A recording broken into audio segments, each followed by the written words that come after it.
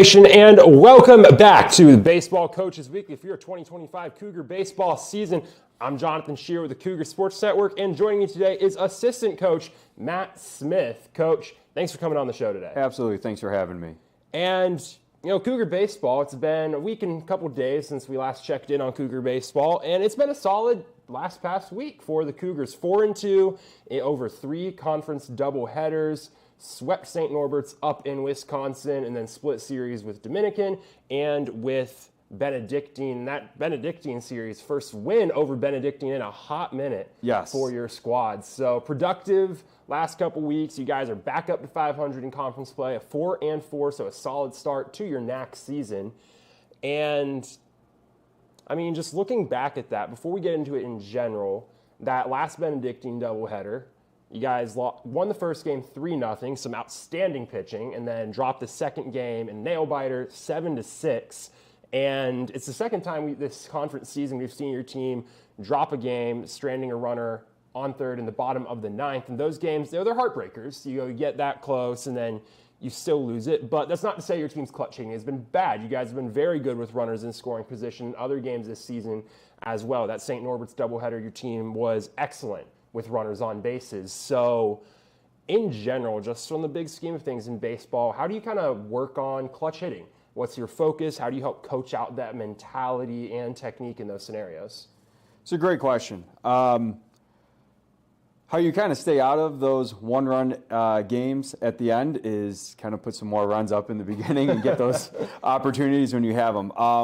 But in the game of baseball, especially this year so far with our guys, we've definitely have been in those one-run games. We kind of tell our boys, you go up with the same approach. You're going to, try to move the runner up 90 feet and then pass it off to the next guy. In those situations right there, it's having the right guys in the right spots, which we have, and then, just putting the ball in play and kind of seeing what happens.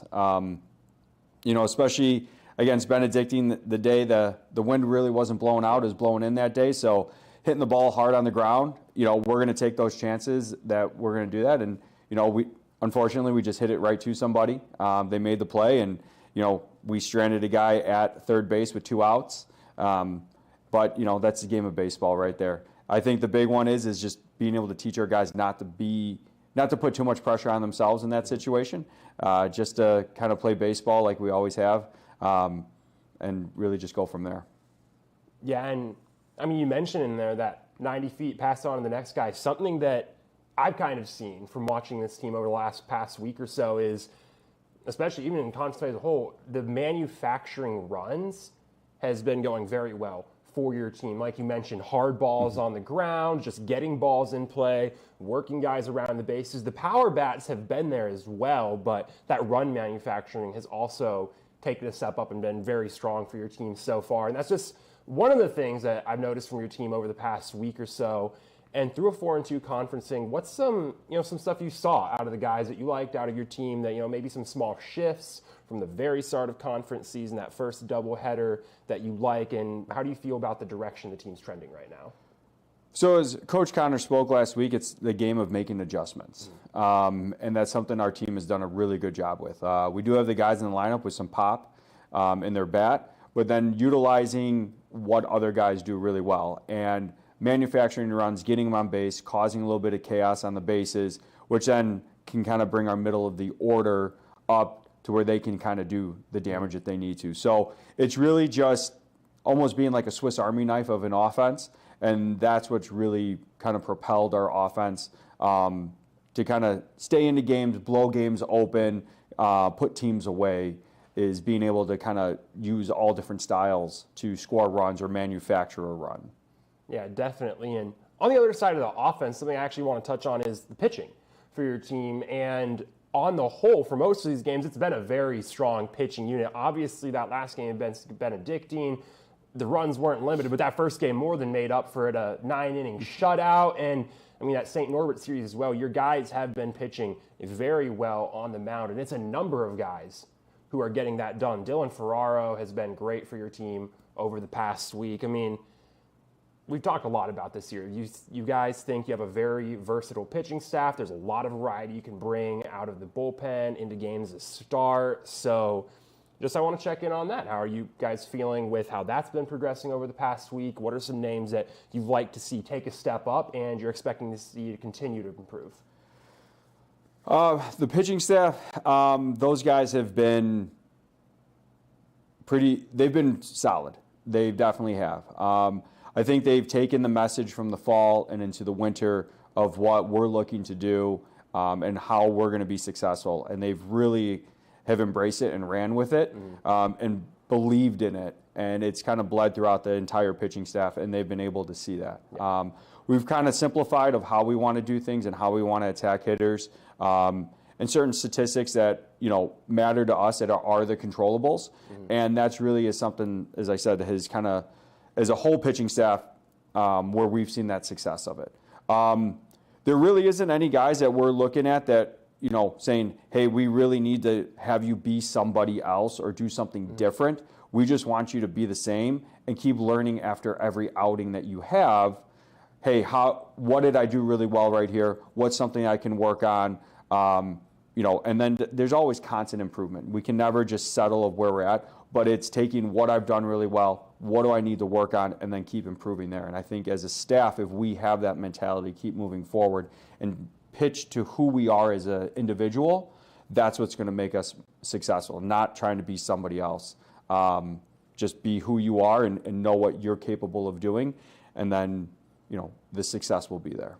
Yeah, definitely. And mentioned that constant improvement. It's something you're looking throughout the entire season, and as your team continues conference play, next up it's a doubleheader against Edgewood right here at home for Alumni Day, and then you head to take on Aurora this upcoming Wednesday. And those are both, again, more conference series, 4 conference games coming up.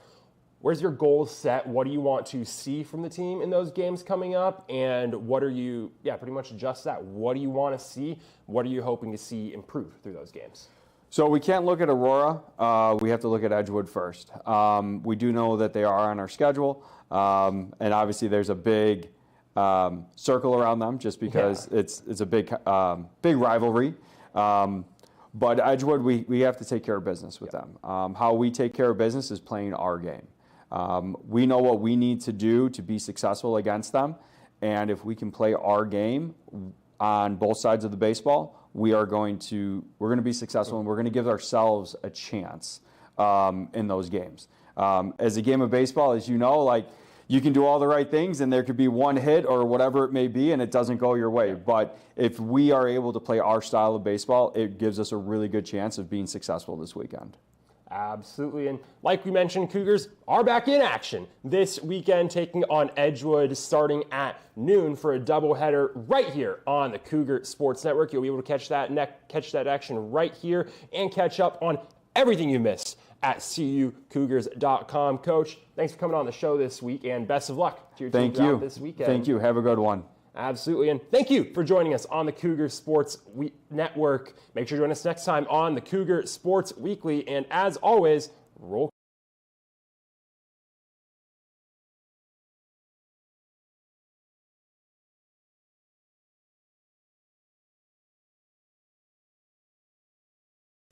Good afternoon, ladies and gentlemen, and welcome to the Cougar Sports Network for Game 1 of today's Northern Athletics Collegiate Conference doubleheader between the visiting Edgewood College Eagles and your Concordia University Chicago Cougars. I'm Kayla McLeod, joined by Eric Perry here on the Cougar Sports Network as we get ready to get underway here in the field for the Cougars. Dishing on the mound is number 55, Dylan Scott, behind the plate. Number 9, Brandon Mahler, going right to left from the infield. Michael Kasich at first, Yashawn Boswell at second, Richie Sperando at short, Tyler Crater at third base. In the outfield, going left to right, Cam Buckley in left field, Eli Hickman in center, and Tyler Dorsch in right field for the Cougars. A familiar lineup, but coming up against a very talented Edgewood squad here.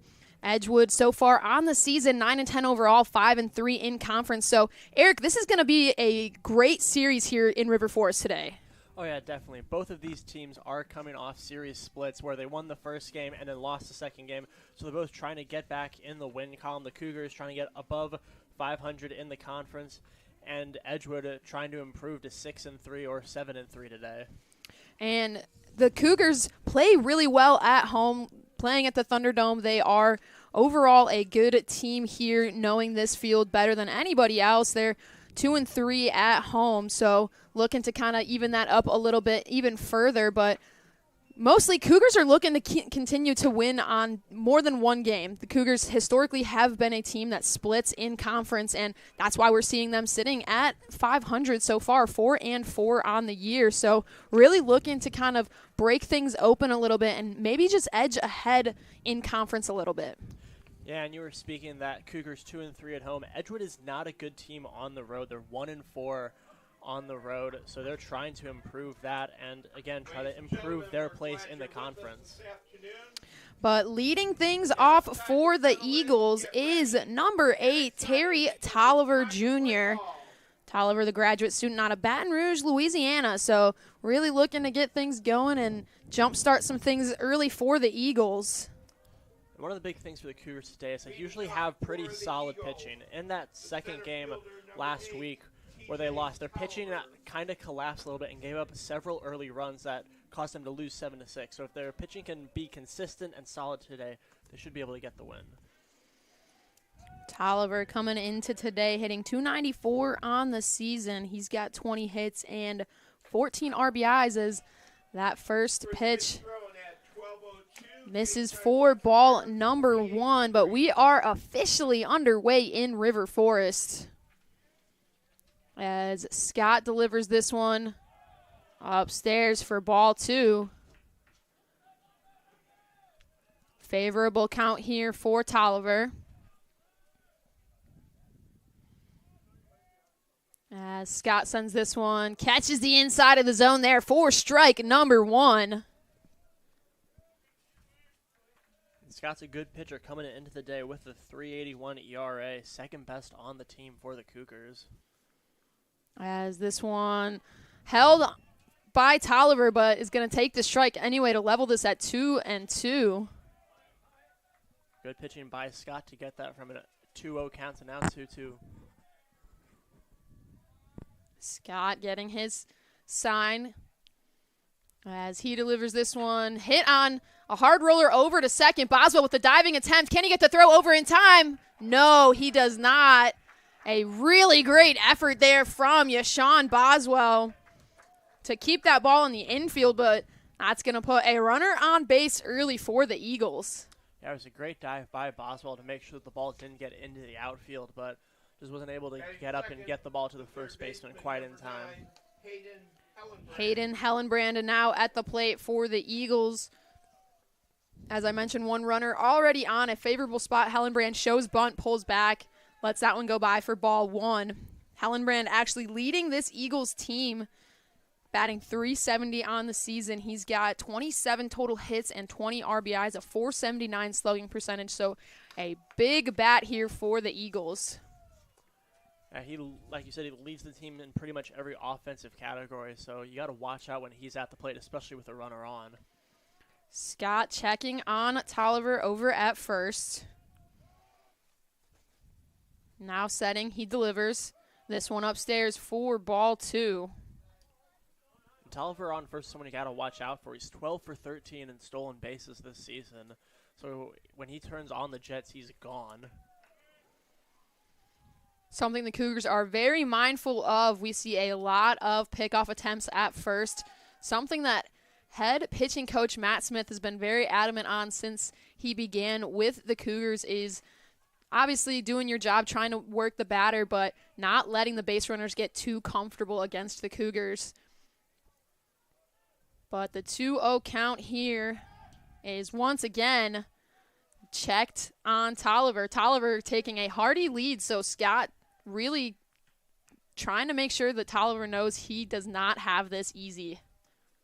Yeah, he's waiting for Tolliver to just take a step too far so that he can get him.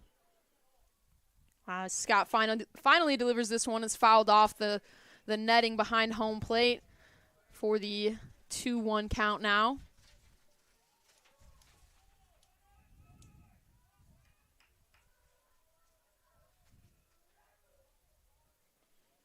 2-1 here. Scott once again checks on Tolliver. He's making sure Tolliver does not stray too far from the bag and get too big a lead. It's also putting a lot of effort for Tolliver early on here in this game. Multiple dives back to the base as that ball is lifted into center field. Getting back and underneath it is Hickman. Tolliver coming back to try to tag up, but the throw from Hickman is going to prevent that. So out already on the board and holding Tolliver where they're at, an ideal situation for CUC. Yeah, you can tell Tolliver thought about going, he tagged up, but then he saw that throw from Hickman that just got right back to the infield, and he decided against going to second. As Jacob Carney now at the plate, but the throw down to second is well in time, and that's going to catch Tolliver. Cougars knew they could get him, and that they did. Just like that, the Cougars go from 1 on with no one out to no one on with 2 outs. So a favorable situation for CUC here. Carney with the 1-0 count. He lets that one go by, make it 2-0.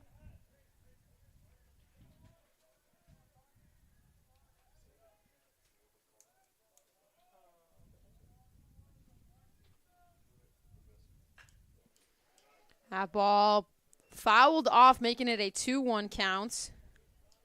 Send that one all the way over to the soccer field.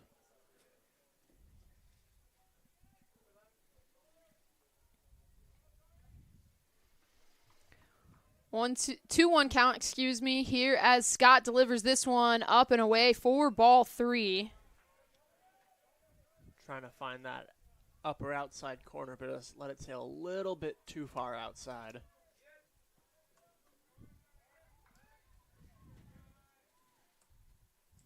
Scott delivers this one in there for strike 2, makes this a full count.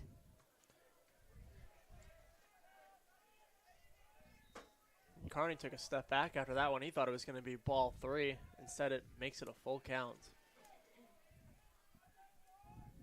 Scott taking his time here. As he delivers this one up and away for ball 4. Scott's first walk of the day, giving a chance at life here for Edgewood. Scott's usually got pretty good control. Only had 11 walks on the season, make it 12. Kyle Prindle now at the plate for the Eagles, junior out of Rochester, Minnesota. Trying to get a little 2-out rally here for the Eagles. Scott delivers this one, but it's a chopper up the middle. Sperando able to glove it and get the flip over in time for out number 3. And the Cougars able to hold the Eagles and head to their half of the inning, holding this with a CUC opportunity to strike first. But while these two teams get situated for the inning, we're going to take a quick break here on the Cougar Sports Network.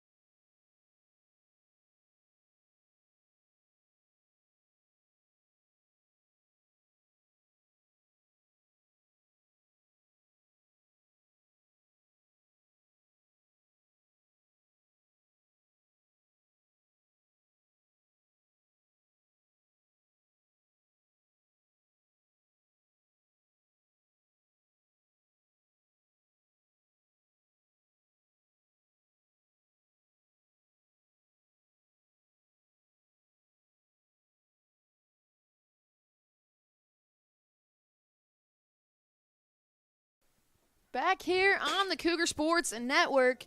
It is the bottom of the first. CUC has the chance to strike first. And leading things off is Eli Hickman, as he takes ball one. Dishing on the mound for the Eagles, Aiden Shoemaker, junior out of Chandler, Arizona. And he delivers this one low and away for ball two. Looking around the infield for the Eagles, over at first is Carney. Over at second is Calmer. Over at short is Prindle. Over at third is Hellenbrand, going left to right in the outfield. Lee in left field, Tolliver in center field, and Brizak in right field, as Hickman gets this one over to second. A little bobble from Calmer, but either way, out number one. And that's going to bring Tyler Dorsch to the plate. The right fielder, number 23, Tyler Dorsch. Dorsch, one of the best hitters for the Cougars. In fact, I think I saw a post this weekend that in terms of D3 batting analytics, he's the 8th best batter in all of Division III. Yeah, a very, very impressive feat for the senior out of Arizona. I mean, Dorsch has been a hard hitter for the CUC squad for many years. Had a fantastic season last year, and he's having a fantastic season here early in this year as well. As he takes that one low for a ball, makes this a 1-1 count. This one up and in for ball two. Dorsch leads the Cougars in both hits and RBI with 31 and 24 respectively. A quick 3-1 count here for Dorsch. Shoemaker getting set here. He delivers this one. Swung on by Dorsch. It's going to be a bouncer, and it's going to get through the gloves of Hellenbrand and Prindle. So a base hit for Dorsch. And that's going to hand things over to Michael Kasich.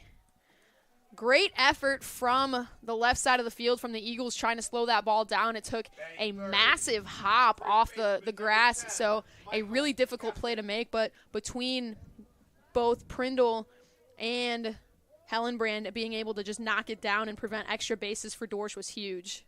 Yeah, and Dorsch can run, so if he has the opportunity to take an extra base, he will. But Michael Kasich now at the plate. He swings to the first pitch. He sees that ball is traveling back. It's got some distance to it. Back at the fence for a home run. Michael Kasich getting things going for CUC. And a big-time two-run homer is going to put the Cougs on the board first.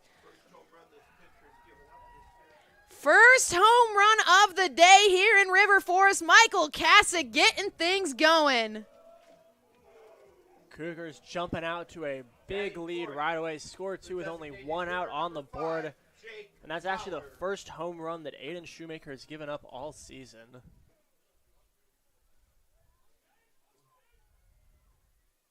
As that one in there for strike one.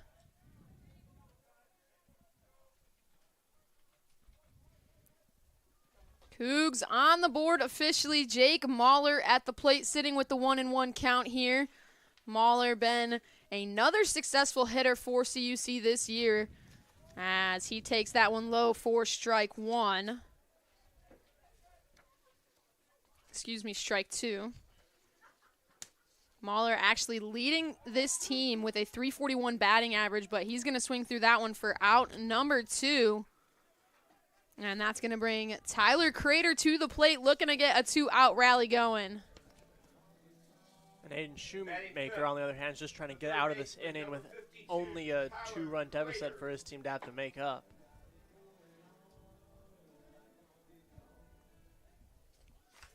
Crater been hitting well for the Cougars as well. Second on the team in terms of batting average. He's hitting .333 on the season, 30 total hits, 16 RBIs, but a slugging percentage of .571. So been really efficient for the Cougars. As Shoemaker delivers this one, Crater swinging it, fouling it off once again for a quick 0-2 count. They're able to make contact. Now just has to figure out the timing.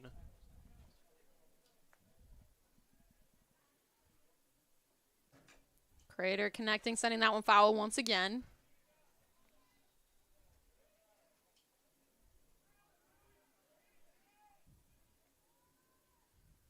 Three consecutive foul balls for Crater. Really putting up a fight in this at-bat. Shoemaker delivering here. He sends this one upstairs for ball one. Good eye by Crater to not swing at that one.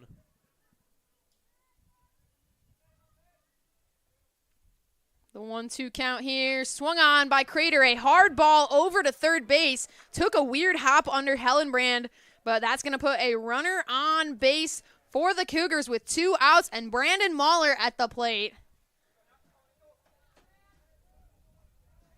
And we've seen this Cougar team be very good when it comes to performing 2-out rallies. So now they're hoping that Brandon Mahler can get another one going. Mahler, the catcher for the CUC team. He's hitting .290 on the year, 18 hits, 13 RBIs. As he swings the first pitch, he sees that's a chopper over to second. Prindle able to grab it, flip it over, and secure out number 3. And send things back to their offense, but not without some damage done first. The Cougars put up 2 runs off of a 2-run homer from Michael Kasich. And for the first time today, the Eagles are going to bat trailing behind the Cougars. So we're going to take a quick break here on the Cougar Sports Network.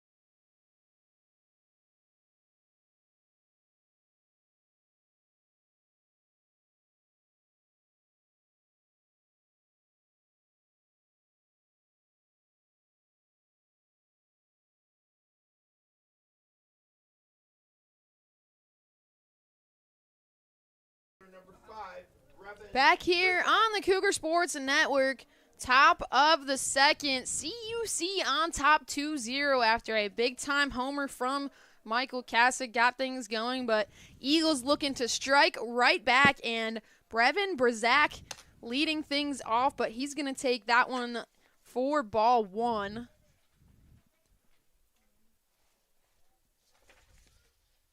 As Scott still dishing for the Cougars, delivers that one in there for strike one.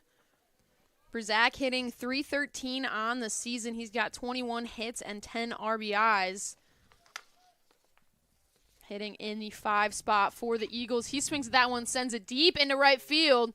Little bit of trouble. Dorsch at the wall is able to secure it for out number 1.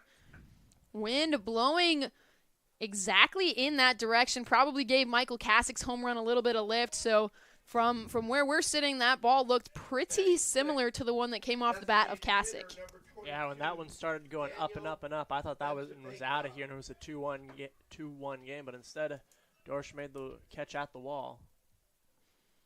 So that's going to now bring up Daniel Bentavegna for the Eagles. He's going to foul that first pitch off, make it an 0-1 count. Edgewood's hoping to not be trailing for too long, hoping to tie it up quickly. Bentavegna in the DH spot here today. He connects with that one, sends it into shallow right field for an easy base hit right over the head of Boswell at second, and puts a runner on base for the Eagles with only one away. Boswell jumped as high as he could for that one, but it was just a little bit too high for him to reach. Dominic Lee now at the plate for the Eagles.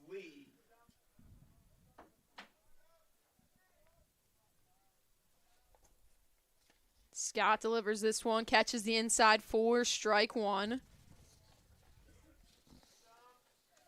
We saw in the first inning the Eagles were able to get a runner on quickly before that runner ended up getting caught stealing.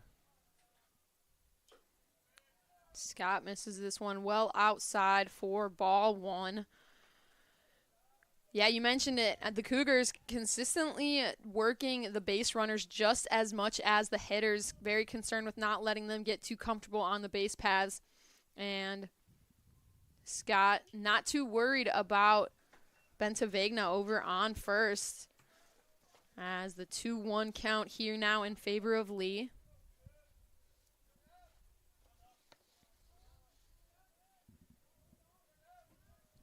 Bentavegna only 2 for 3 on stolen bases this season, but spoke it into existence there. Scott checking over on first.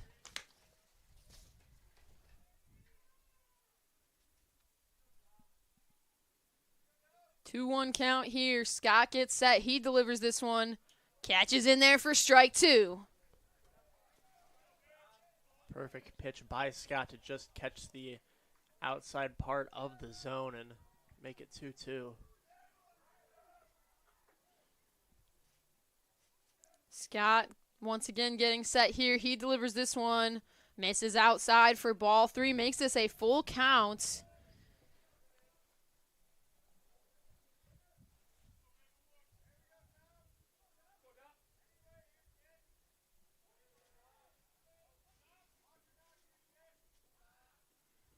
The full count. Misses low for ball four. Gives a free base to the Eagles once again. And that's going to put runners on first and second. A tough spot for Scott to be in early here. Giving up 2 walks already, only in the top of the second inning. But Carson Richter now at the plate for the Eagles. And a runner in scoring position is a good spot if you're Edgewood. Scott delivers that one low and away for ball one. Yeah, with only 1 out on the board, the Eagles are in a good spot to try and manufacture at least 1 run in the top of the second, perhaps more. Scott checking on his runners once again. As this one is connected on, hit over into third. Sperando able to make the dive. Can he get the throw in time? No, he cannot.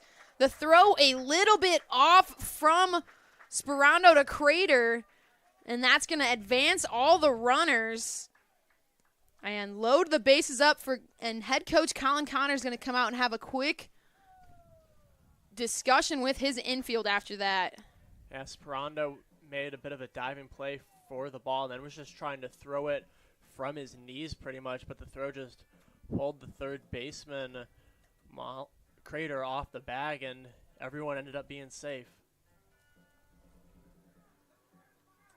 So Coach Connor coming out to have a discussion with his infield, resettle things a little bit, and try to prevent these runs from scoring. Edgewood, bases loaded for the first time today, only 1 out.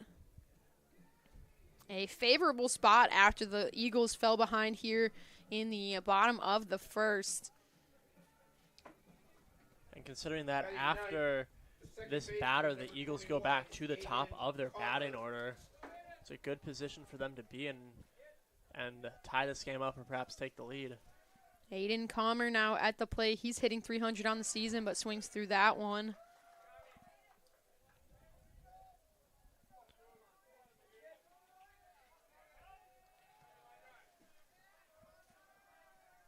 Oh, 1 count here. Scott delivers this one, fouled off by Comer, makes it an 0-2 count.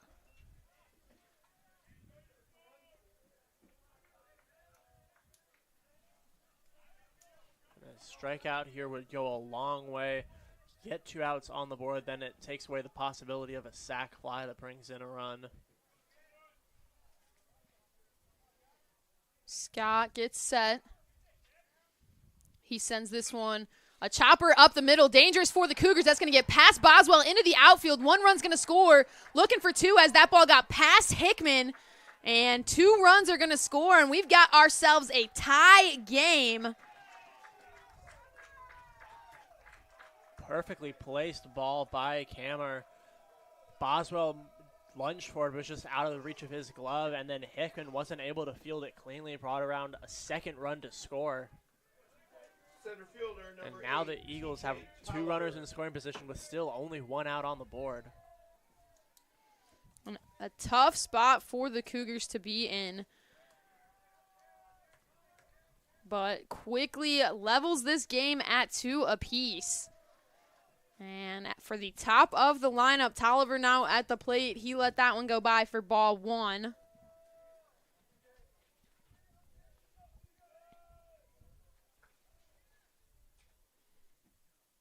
Scott delivers this one, catches the outside corner for strike 1. Tolliver started the game with a hit for the Eagles. He'd love to get another one here, score at least 1, maybe 2 runs, depending on how good a hit it is. The bunt there. Crater able to glove it. The throw is not in time. That's going to load the bases up once again. But it's going to hold the runners where they are. So not Crater's hesitation allows Richter to stay at third, but it's also going to give Tolliver the time he needs to get to first. And with the wheels that Tolliver has, you don't want to give him any opportunities to just gain a few steps on the throw. Cougars still working with 1 out. Scott delivers that one in there for strike 1. Hellenbrand at the plate here in a favorable situation. Bases loaded, 1 out. Lots of opportunities here. As that ball misses low in the dirt for ball 1. And Hellenbrand is the best hitter for the Eagles. So if you have a bases loaded situation, this is exactly who you want coming up to bat. 1-1 count here for Hellenbrand. He's going to swing at this one. A little chopper. Crater's going to wait and see if it's going to roll foul. It does not. Does not take the favorable bounce, and that's going to let everybody score. And the Eagles take the first lead of the day. Crater was watching that, hoping that it would, when it came down from that first big hop, it hit the ground and go left. And instead, it just hit the ground and kept going straight down the line.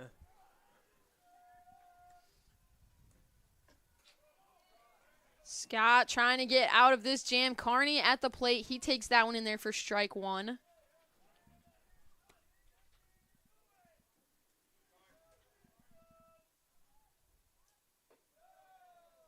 This one misses up and away for ball 1. And Scott's still facing bases loaded now, just trying to pitch his way out of it, make so that the Eagles were only able to get 3. This ball misses inside for ball number 2.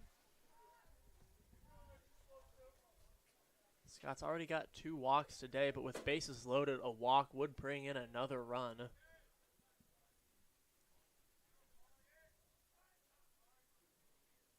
Scott sends this one well inside, makes this a 3-1 count. Again, a dangerous spot for Scott to be in, trying to work himself out of it. Bases loaded, 3-1 count here. And now you're in the position where you have to throw something in the strike zone. You can't risk a walk. Scott delivers this one, catches in there for strike 2. Carney thought that it was outside and was ready to take the free base, but instead forced to compete here at the plate. Scott trying to get out of this one. He gets set. He delivers this. Swung on. A chopper over to first. Kasich able to glove it. The race to first. He gets the out, but the run is going to score. So Kasich getting out number 2, but advancing all the runners. Shortstop number 2, Kyle Prindle. And so now while you have 2 outs, if you're Scott, you also have 2 runners in scoring position again.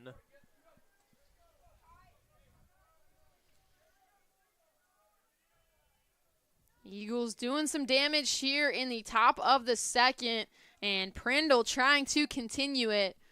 A little 2-out rally here as Scott delivers this one inside for ball 1. Prindle 0 for 1 at the plate today.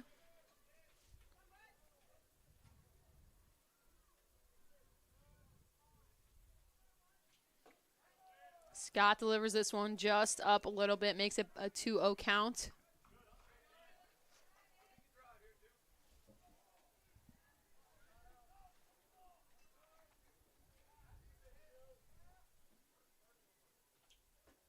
This one misses low and away, makes this a 3-0 count in favor of Prindle.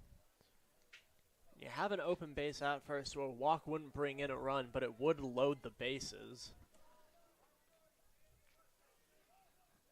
Scott trying to get back in this count. He delivers this one in there for strike 1.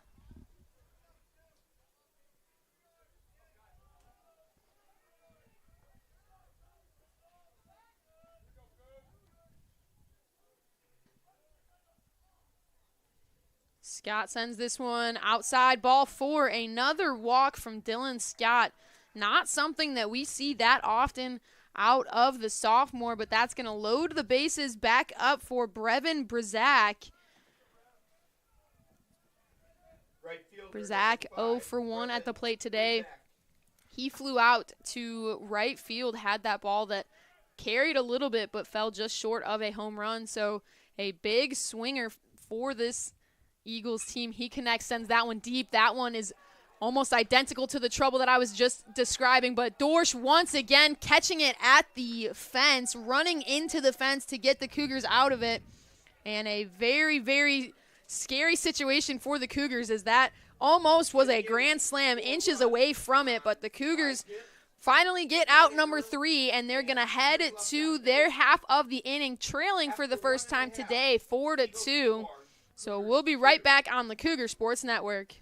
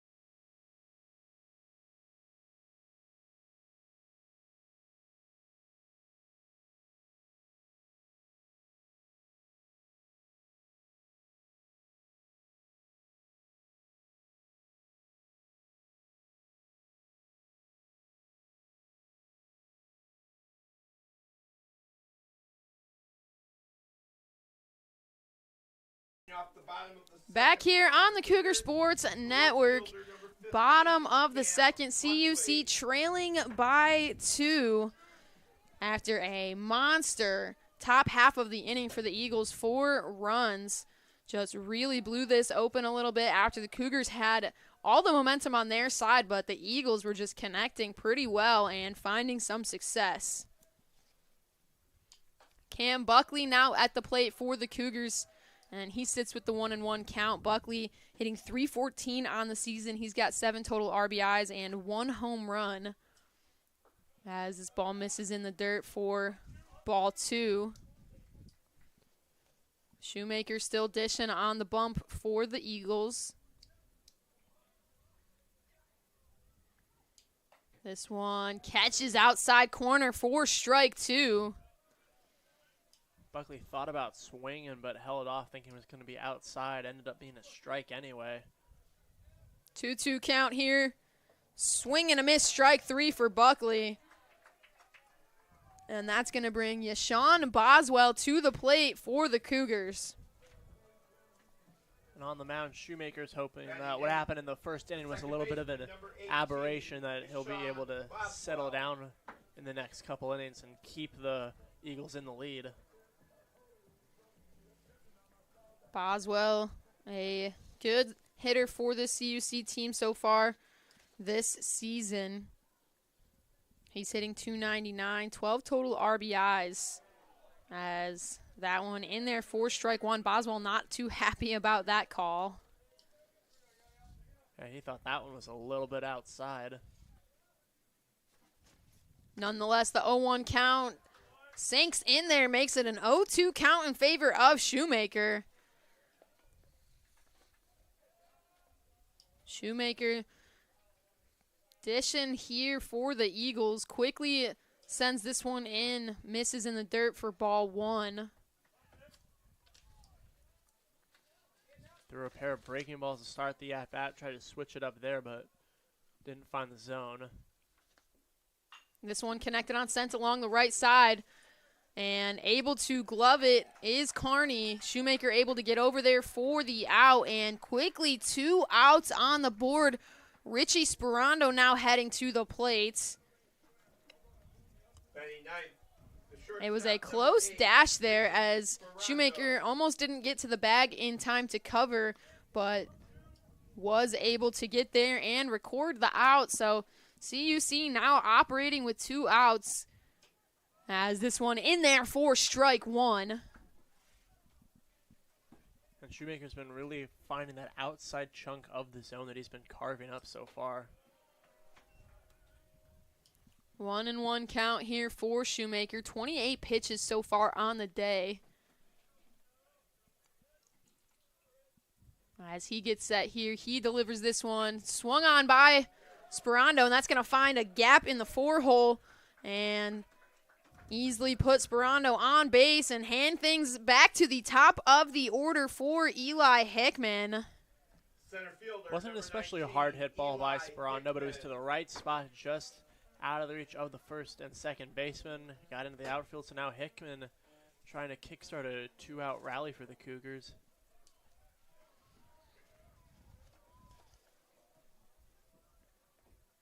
Hickman 0 for 1 at the plate today. He shows bunt, pops it back.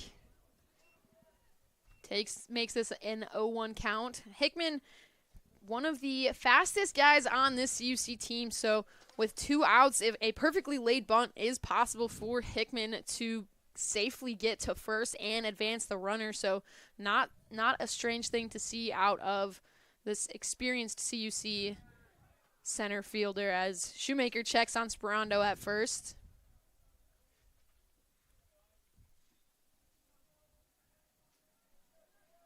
Oh, 1 count here. Shoemaker delivers. Swung on, fouled off along the third base line from Hickman, makes this an 0-2 count.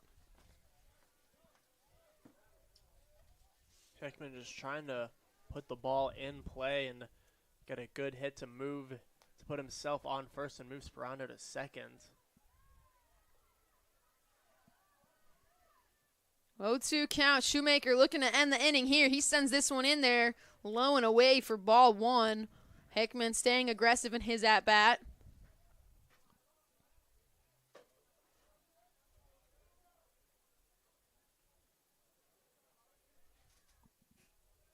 Shoemaker gets set here.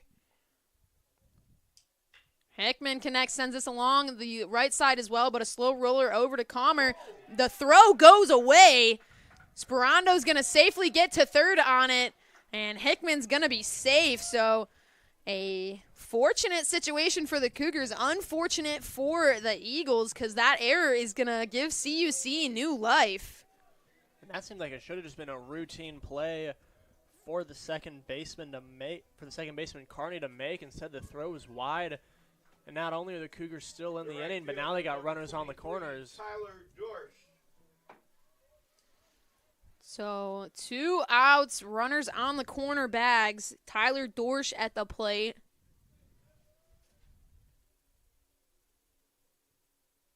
This pitch delivered high for ball 1. And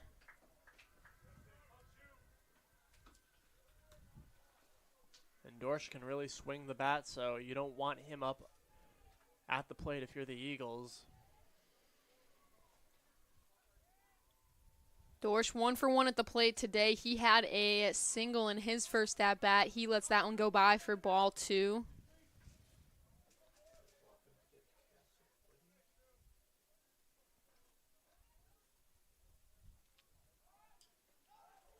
Shoemaker checking on Hickman over at first. Mentioned Dorsch had a single in his first at-bat. A single here would make this a 1-run game. This one catches in there for strike number 1.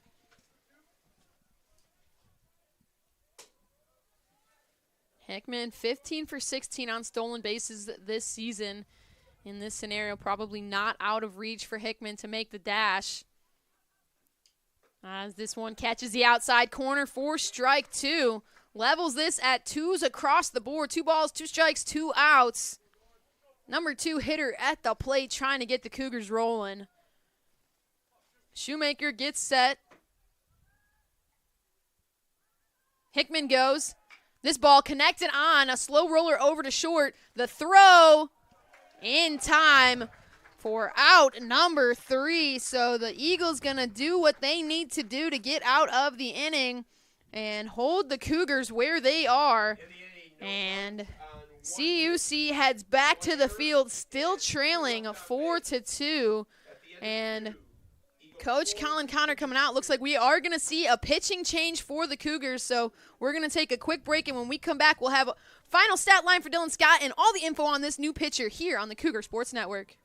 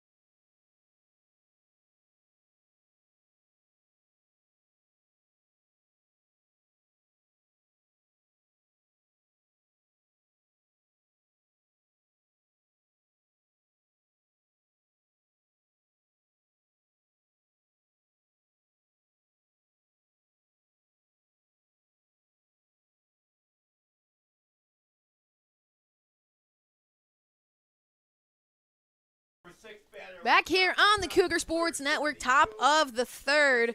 New arm on the mound for the Cougars is number 1, Blake Hickey. Hickey, a right-handed pitcher out of Chicago, Illinois, a junior transfer coming into the to CUC to pitch for the Cougars this year. He delivers his first pitch there, fouled off. On the season so far, Hickey, only 2 appearances, making his third here today in relief of Dylan Scott. Looking at some final stat lines for Scott,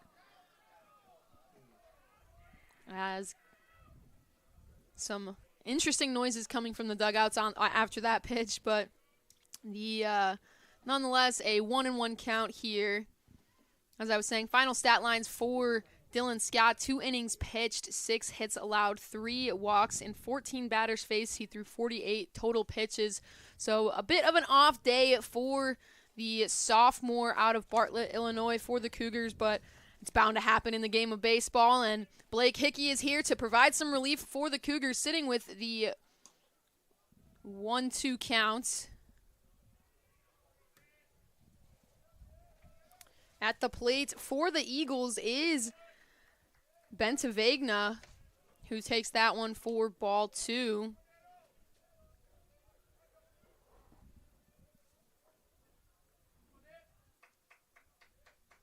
Bentavegna 1 for 1 at the plate today. He had a single to right field in his first at-bat, part of that little burst of energy for the Eagles that helped them put 4 runs up in the last inning and take the lead from the Cougars. So he's already shown that he's here to play today, and Blake Hickey doing what he can to hold him back. Yeah, Cougars are still trailing by only 2, so Hickey's just trying to keep that where it is. This one delivered in the dirt for ball 3. Still some movement in the Cougar bullpen, so CUC keeping plenty of arms fresh and ready here today. As Hickey gets set, the 3-2 count, he delivers, fouled off by Bentavegna for another foul ball.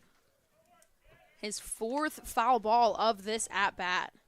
Bentavegna's making very good contact. He just hasn't been able to sync up the timing. Once again, Hickey, the 3-2 count here. He delivers. This one swung on. A chopper over. Crater able to glove it. Can he get the throw in time? He does for out number 1. A nice stretch from Michael Kasich to secure it. And the Cougars put 1 out on the board. So despite the 4 foul balls and staying alive, Bentavegna still just grounded out. And that's going to bring Dominic Lee up to the plate for the Eagles. Already 1 away here at the hands of Blake Hickey. Lee hitting .286 on the season, as that one misses low for ball 1.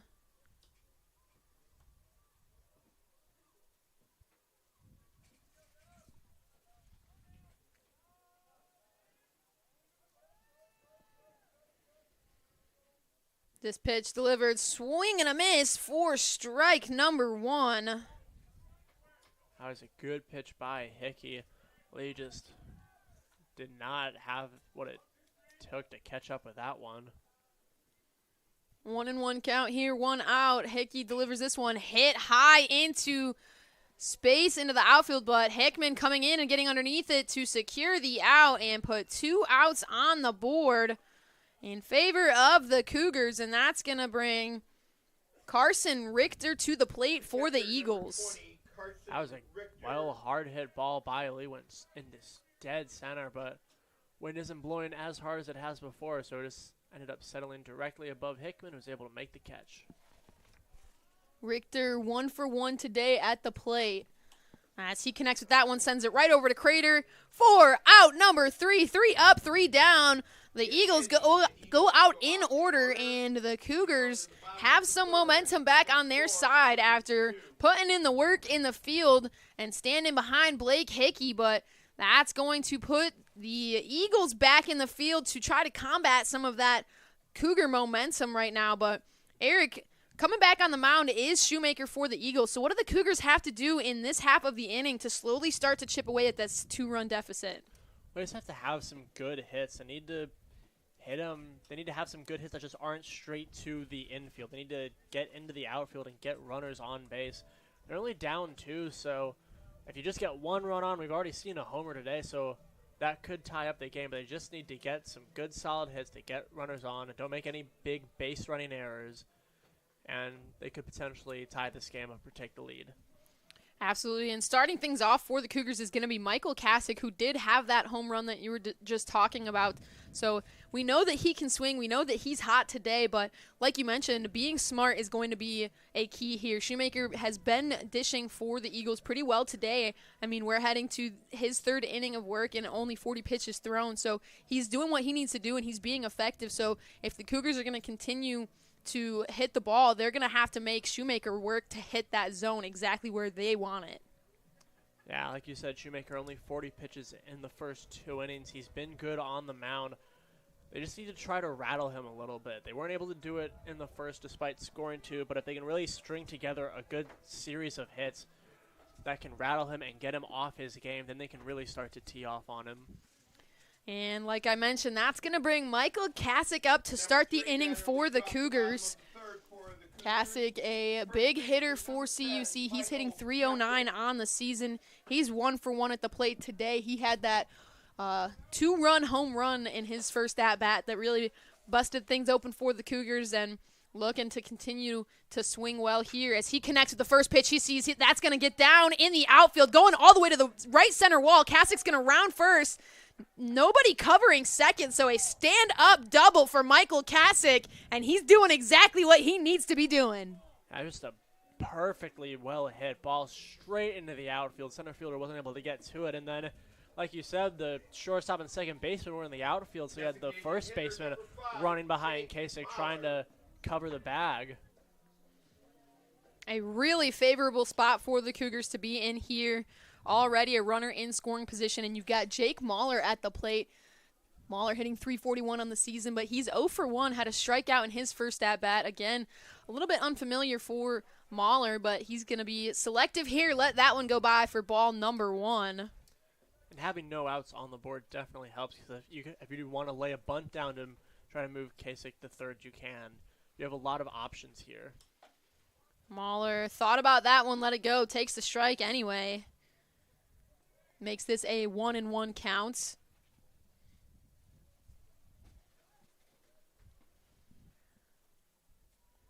No sun shining here in River Forest, but it is a bright day nonetheless, as that one's a chopper up the middle. Kasich's going to go to third. The throw is going to be in time, so that's going to put 1 out on the board, but Kasich now 90 feet from the plate for Tyler Crater, now coming up to try to move things along with only 1 out. And Crater had a big game in the Cougars' last game. He had 2 hits, 2 RBI.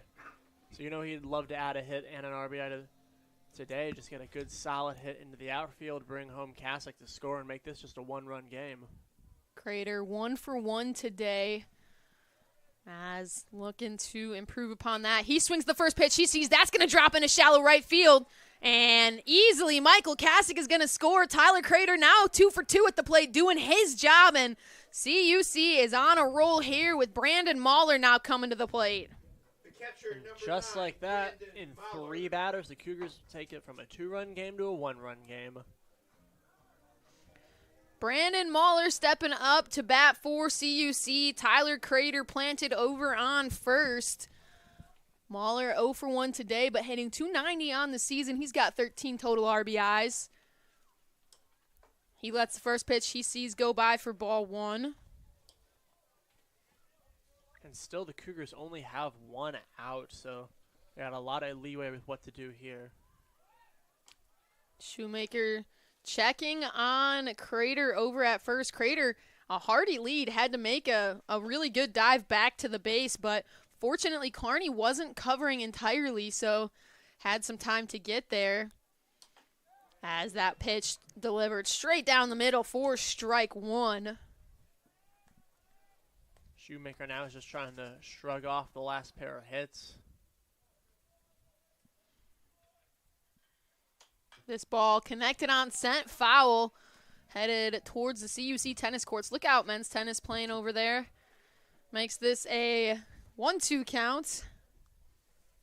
And Mahler made good contact with that one. Just needs to get the timing right, and he could send this one deep into the outfield.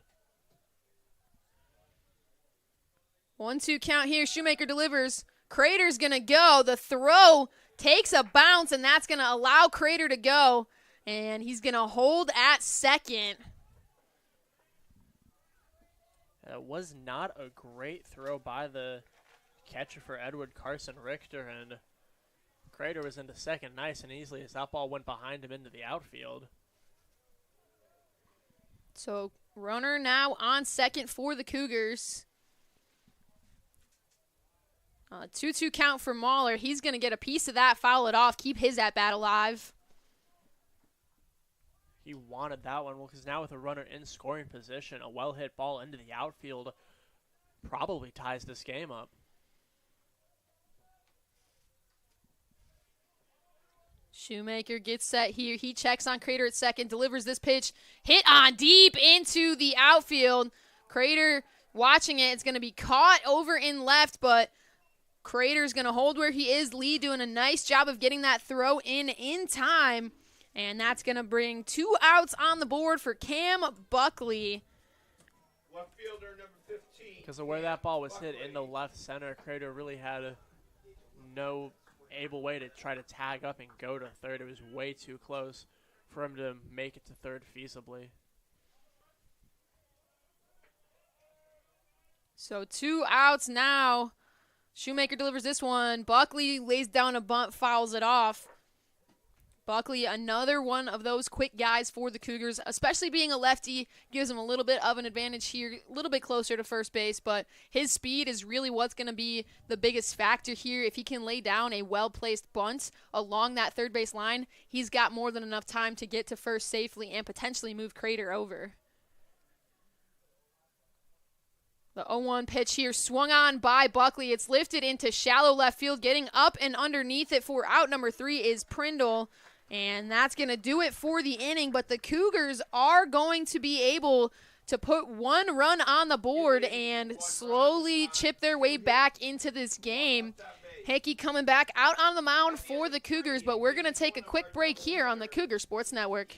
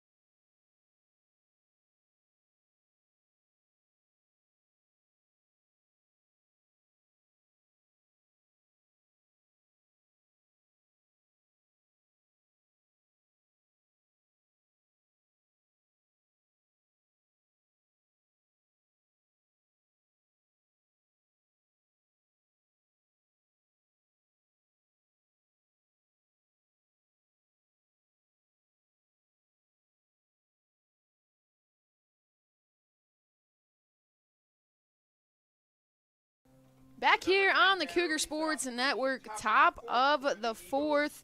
Eagles looking to get things going here, and leading off is Aiden Calmer. Yeah, the Eagles saw their lead cut in half in the bottom of the 3rd, so they'd love to build it up a little bit more here in the top of the 4th. Calmer 1 for 1 at the plate today. He takes a swing at the first pitch he sees, fouls it off.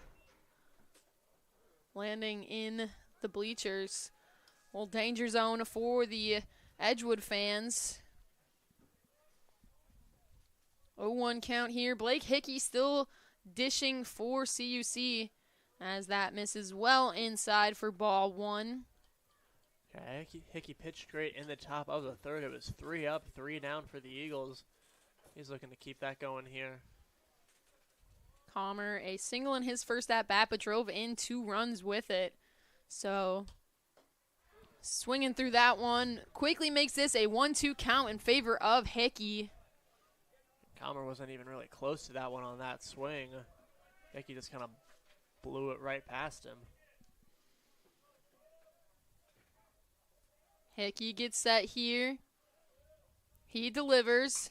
This one swung on, hit well in a well-placed ball into right field. Dorsch tracking it down, but it's going all the way to the wall right along the first base line, but going to hold that second, so a stand-up double for Comer.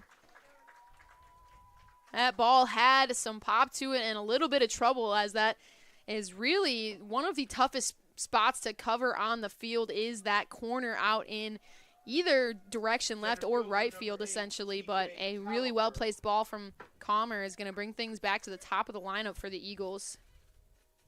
Yeah, Dorsch is stationed right in the pretty much center of right field there, but he still had a long way to go because that ball was just all the way down the line. Tolliver shows bunt on that one, takes it for strike one. And Tolliver's got legs, so if he lays down a good bunt, he could beat it out to first.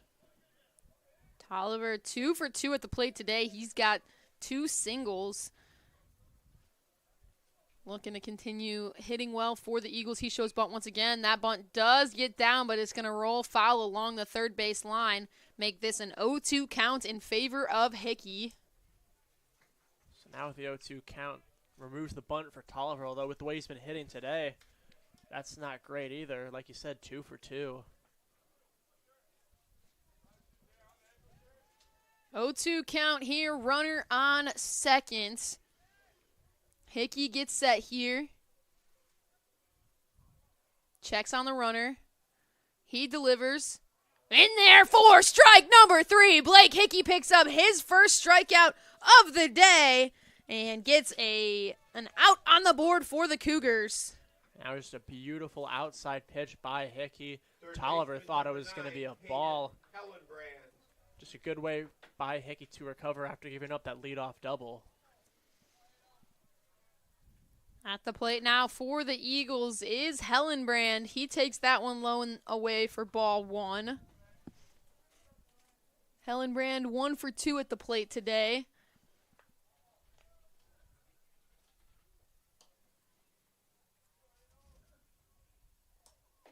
This one catches the outside corner for strike 1. Hickey having some success working the corners of the plate.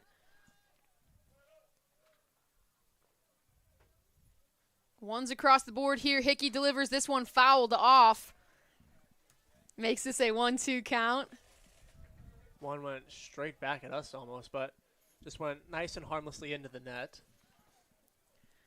CUC Athletic Communications, a little bit of jokes coming when a foul ball makes its way straight back, despite being behind protective netting and in an entire press box.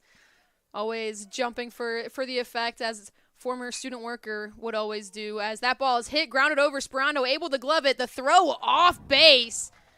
Kasich able to grab it, but that's going to put runners on the corner bases. What should have been out number 2 is now going to put runner in scoring position and another over on first. First baseman number 11, Jacob. That was a good play to go over, or a good play by Kasich to get the ball and make sure it didn't get past him and prevented the run from scoring, but now Edgewood's got runners on the corners with still only 1 out. This ball delivered, misses away for ball 1.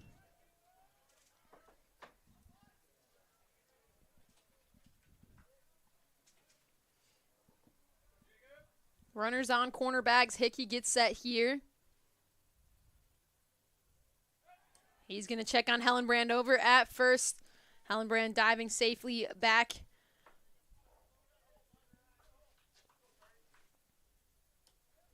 Comer sitting comfortably at third. No runner behind him. As this one misses inside for ball 2. If you're Hickey, now you got to watch for a potential double steal scenario where they send the runner at first and try to make a play on that, and that brings in the runner from third to score. This one fouled off, headed over to the soccer field. Look out, women's soccer. Makes this a 2-1 count. Busy day here in River Forest. CUC baseball, obviously here on the Cougar Sports Network for a doubleheader. CUC women's soccer playing their spring scrimmages just located along the third base line here. That ball connected into right field is going to drop in front of Dorsch. Dorsch is able to collect it, but that's going to score 1 run. So a base hit for Kearney, and Hellenbrand safely moving to second. With that hit, the Eagles make up for the run they gave up in the bottom of the third and get back out to, once again, a 2-run lead. Shortstop number 2, Kyle Prindle. Prindle now at the plate for the Eagles. He's 0 for 1 today. He takes that one in there for strike 1. The Eagles still in a very good spot. Runners on first and second, only 1 out on the board, looking to do some further damage to the Cougs. Prindle had a walk in his last at-bat, looking to stay aggressive at the plate. He lets that one go by for ball 1.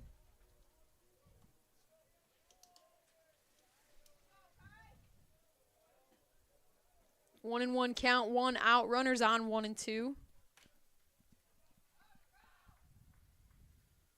This one swung through for strike number 2. Good pitch by Hickey. Blew that one right past Prindle. Now just needs 1 more strike to put out 2 on the board. Hickey gets set here. He delivers this one fouled off, keeping his at-bat alive.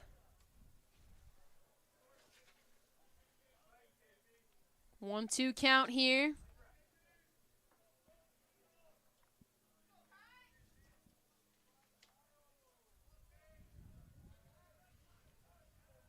Hickey trying to work the Cougars out of this. He delivers this one up and away for ball 2. Trying to get Prindle to chase with that one, but it was just too high and wide that Prindle did not bite on it.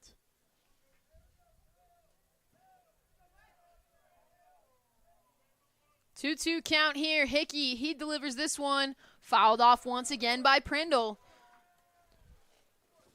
Prindle's defending the plate. If it's close, he's swinging at it to try and keep his at-bat alive, just hoping that eventually he'll be able to put one of these into play and move some runners around.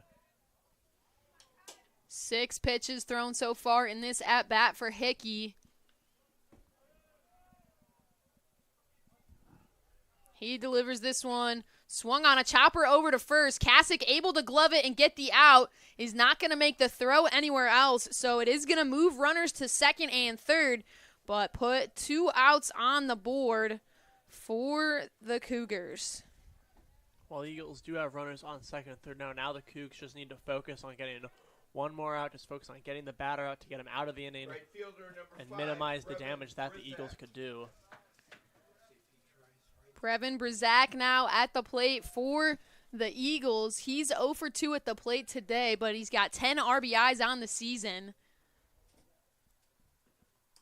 As this ball misses low for ball 1. Yeah, Brizak, usually a reliable hitter for the Eagles, hasn't done anything yet today.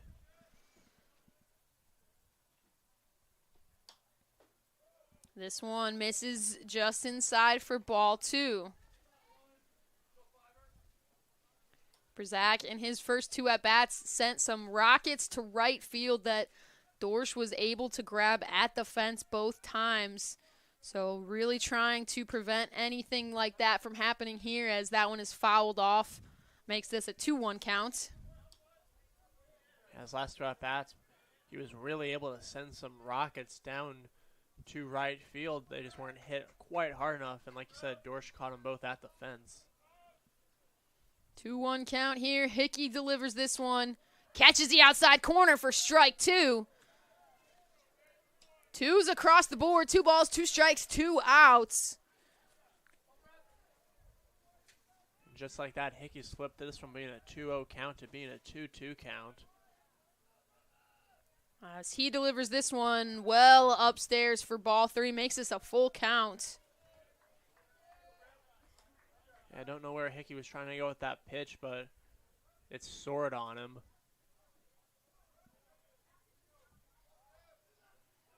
Full count here. Hickey now delivers this one. Fouled off from Brizak, keeping his at-bat alive, making Hickey pitch again.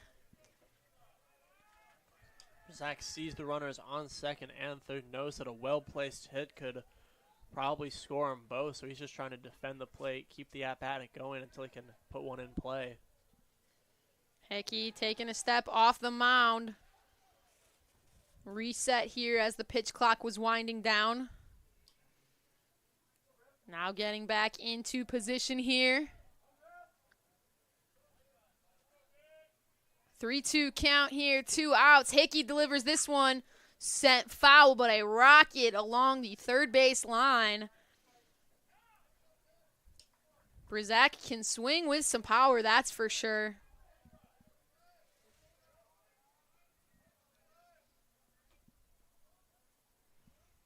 Three-two count here once again. Hickey low and away for ball 4. A tough battle there from Hickey. 7 pitches in that at-bat. Brzak not backing down. But that's going to load the bases up for the Eagles and bring number 22, Daniel Bentavegna, to the plate. He's 1 for 2 today, 9 RBIs on the season. He'd love to get a good hit here and get himself in the double digits for RBIs.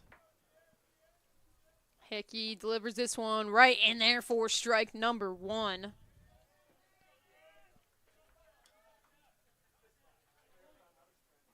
Good pitch by Hickey, just trying to attack that outside corner. This one misses outside, but Mahler's going to get the throw down to first and get the runner lacking. Brandon Mahler with a rocket throw. Brzak did not see that one coming. A great scoop and tag from Michael Kasich, and the Cougars get out of the inning without any more damage done. A big-time play from some big-time players. Brevin Brzak did not think that one was going to be coming to first at all. He had what he thought was a nice, comfortable lead. Then all of a sudden, Mahler, like you said, just launched a rocket down to the first base line. Kasich grabbed it and tagged him, and Cougars get out of the inning with only 1 run scored by the Eagles. So a big-time inning for CUC, being able to hold that bases loaded situation where they were, but that's going to head things to the bottom of the 4th. CUC looking to get things going. Yashawn Boswell is going to lead things off, but we're going to take a quick break here on the Cougar Sports Network.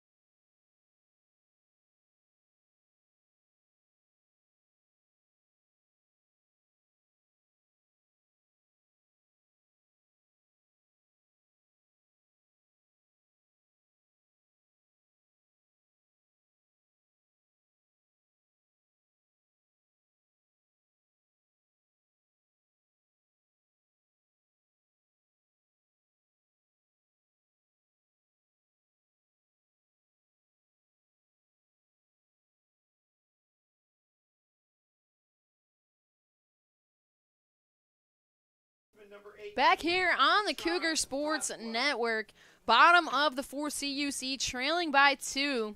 And Yashawn Boswell at the plate for the Cougars, trying to get things going here. Trying to close that gap. He's 0 for 1 today at the plate, batting .299 on the season, but he takes a swing at the first pitch he sees, and that's going to get down into right center. So an easy first hit of the day for Boswell. Yeah, he saw the first pitch he liked, and he sent it straight into the outfield. Cougars quickly get a runner on. They scored a run in the bottom of the 3rd, but then allowed the Eagles to get a run in the top of the 4th. So they're trying to, again, make up a 2-run deficit. Sperando 1 for 1 at the plate today. He shows bunt, fouls that one off. Good thing for him that bunt went straight foul, because otherwise that one would have gone straight up instead and probably would have been caught for an out. Sperando recently making his way into this lineup for the Cougars, started and appeared in 7 games so far. He's got 5 hits on the season, 6 after his first hit of the day today. And Eagles going to try to pull the Cougar there and try to get Boswell lacking, but Richter's throw not in time and makes this a 1-1 count. Shoemaker still dishing on the bump for the Eagles. Sperando shows bunt. He's going to catch a piece of it, but bounce it off of the plate, makes it a 1-2 count. Now with the bunt off the board, Sperando's got to swing away and try to move Boswell to second with a good hit.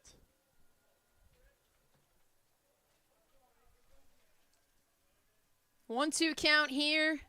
Sperando fouls this one off. Boswell was making the mad dash to second, but turning around, trotting his way back to first after that foul ball.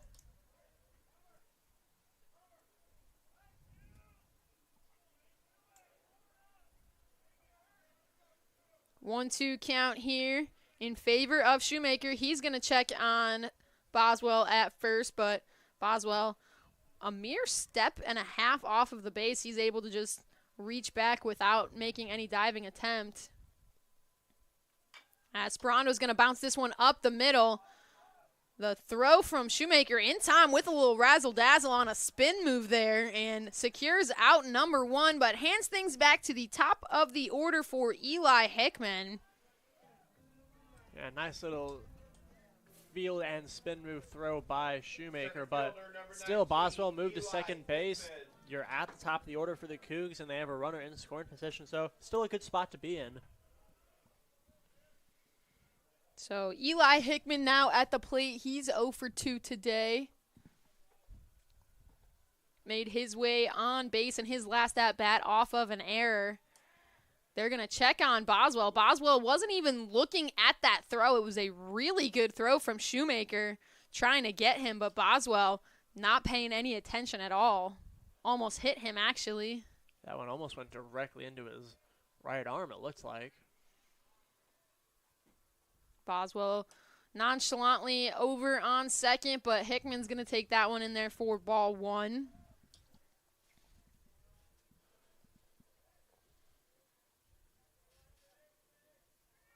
And with a runner on, Hickman's just trying to get a good hit into the outfield. Boswell's got some legs, so that could bring him around to score.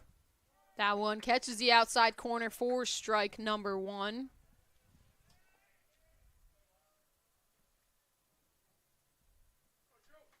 One and one count here, 1 out. Runner over on second.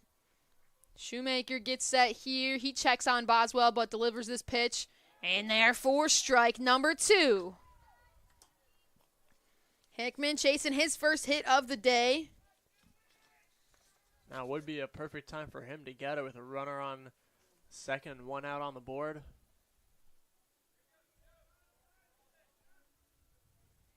The delivery here, outside for ball 2. Shoemaker was trying to find that outside area of the strike zone again. That ball just got a little bit away from him, broke too much to the outside. 2-2 count here. Shoemaker delivers this one outside for ball 3. Just like that, we're at a full count. Now you got to throw something pretty close to the strike zone unless you think you can get Hickman to chase.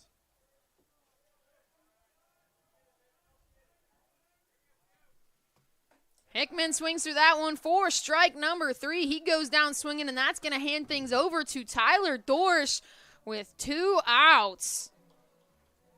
The right fielder, number 23, Tyler And again, Dorsch. Dorsch is a good hitter, so even though you got 2 outs, you don't want to see Dorsch come to bat with a runner in scoring position.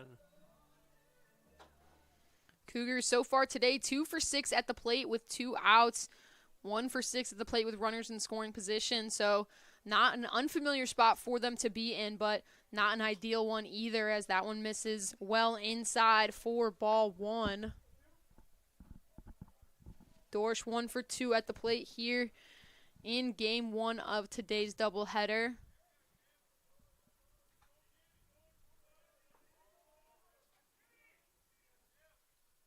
Shoemaker once again checks on Boswell, but nobody really covering the bag.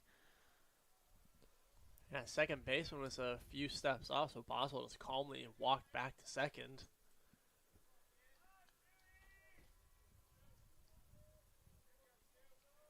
The 1-0 count here. Delivered to Dorsch. Dorsch swings, and he connects, sends that one to the right center wall. Boswell's going to round third. He's for sure going to score. Dorsch is coming in hot. He takes second with ease. A stand-up double for Tyler Dorsch and puts another run up for the Cougars. And with one swing of the bat, Tyler Dorsch cuts this Eagle lead in half, and Cougars still have 2 outs, but they still now, again, have a runner in scoring position as Michael Kasich, who had the big home run in the first, is coming up to bat again. They're going to intentionally walk Michael Kasich. Kasich had a fantastic day so far. He's 2 for 2 at the plate, and the Eagles don't want to take any chances. And that's going to bring Jake Mahler to the plate. Looking to get a little 2-out rally going here. Runners now on first and second. It's funny, you walk Kasich because he's got the homer today, but Jake Mahler's the best batter for the Cougs this season. That ball hit high, but not getting much distance underneath it. Coming in to track it is Lee, losing it for a second, but he's able to glove it nonetheless and secure the final out. A little bit of hope there, as it looks like Lee was losing it for a second in the bright sky, but it does appear as though we are going to have a new arm on the mound for the Cougars, so we're going to have the final stat line for Hickey when we come back and give you everything you need to know about the new pitcher coming in for the Cougars here on the Cougar Sports Network.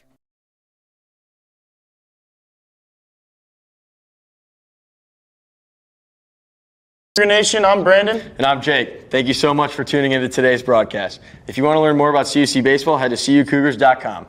We hope to see you at our next game. Go Cougars. Go.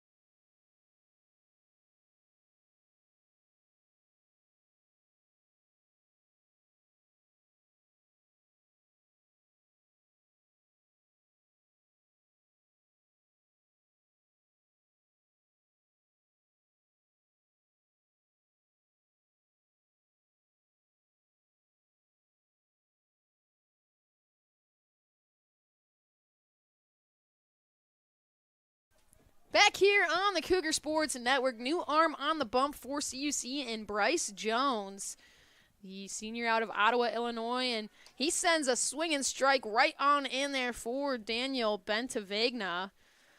Looking at those final stat lines for Blake Hickey, as Bryce Jones delivers that one for ball number 1.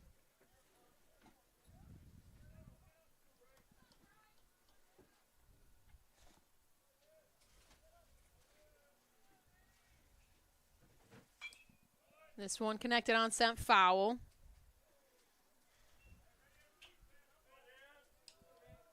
Bryce Jones trying to keep the Cougars where they're at, trailing only by 1. Cougars managed to plate a run in the bottom of the 3rd and the 4th, so hopefully they can plate one in the bottom of the 5th as well.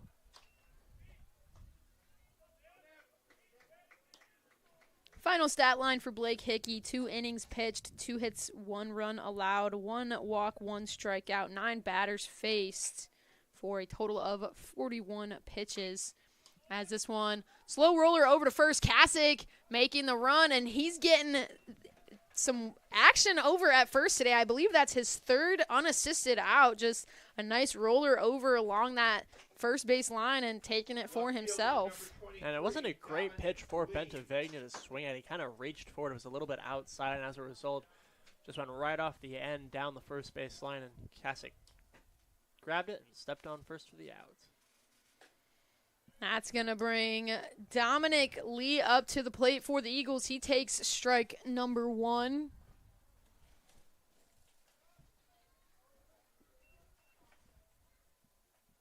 Jones sets here. He delivers this one. Swung on a hard hitter right up the middle. Diving attempt from Sperando. Gets a glove on it, but can't quite contain it. But that is going to hold runners where they are. But Sperando has gone down from it. A hard dive from Sperando. And not what you want to see from your shortstop. Absolutely. As Coach Connor making his way out onto the field to check things out. Sperando still down in a lot of pain. Like you said, he had that deep dive to try to snag the ball. He only managed to catch a piece of it and slow it down, but couldn't tell what happened in the moment. Yeah, I mean, he did a nice job of getting his glove on it and knocking that ball down. It easily could have been a double there from Lee. So, you know, successfully getting a piece of it is always a good factor, but it looked like it might have been on the way that he landed it for it. Just an unfortunate situation here. Still down. Coach Connor talking to him as athletic trainer Jenny Ortiz standing on the field waiting for the official call if she should make her way out there or not. But Sperando gets up and continues on. And Coach Connor making his way off. So a good athletic effort from Sperando, and always good to see players get back up and continue on. And that's going to bring things up for Richter. So runner now on first. 1 out, and Carson Richter at the plate. Jones delivers this one outside for ball 1.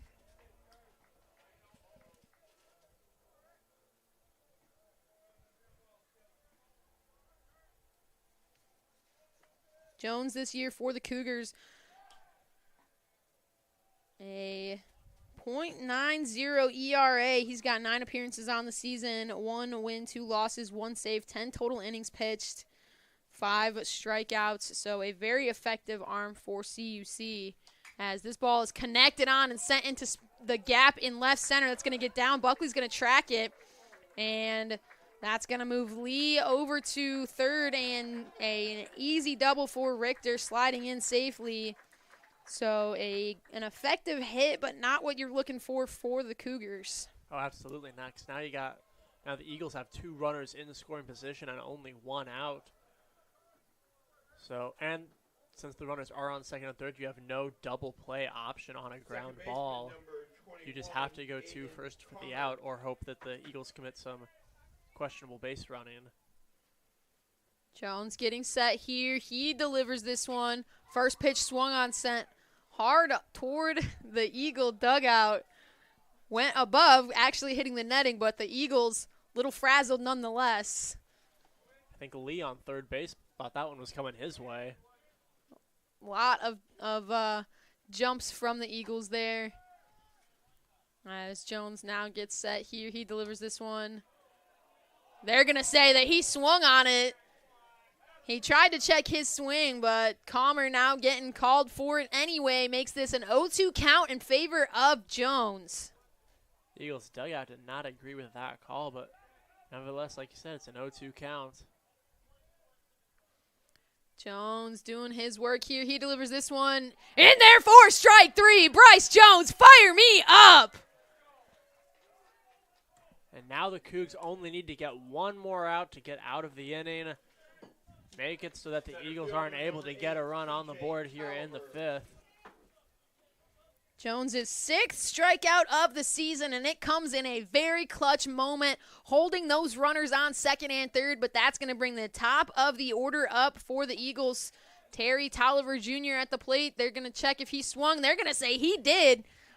And the Cougs are rolling here. Good recovery after the pair of hits to get the out and start this at-bat off well for the Cougars.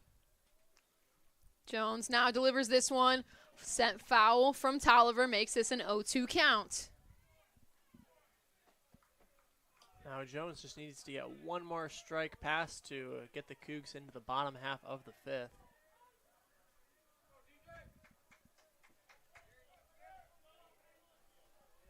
Jones nears one pitch away from getting out of this inning. He sends this one in.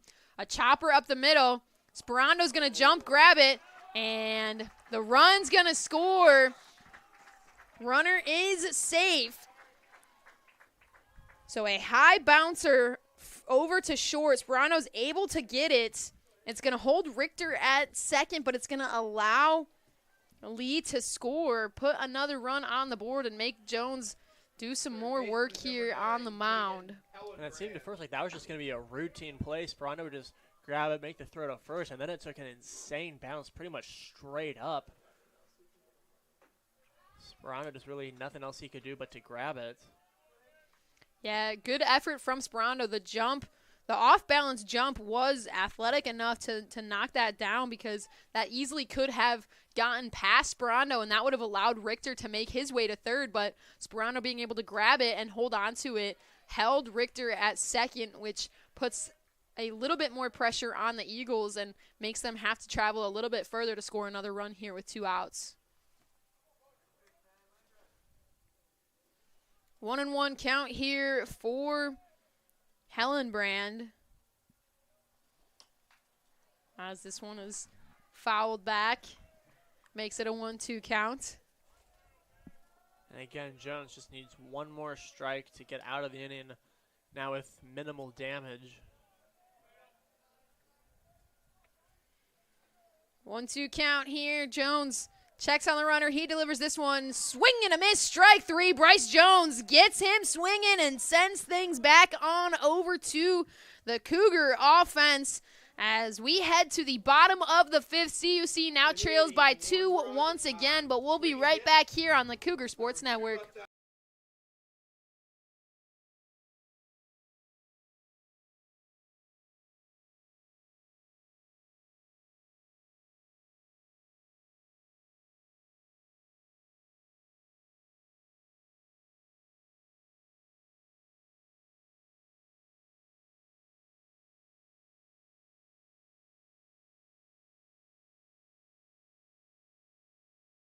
Cougar Nation, want to catch up on all the CUC baseball action you missed this year? Stick around on our YouTube channel and click the baseball playlist to see all of our highlights, interviews, and previous games. Thank you all for the support. Love you, Mom.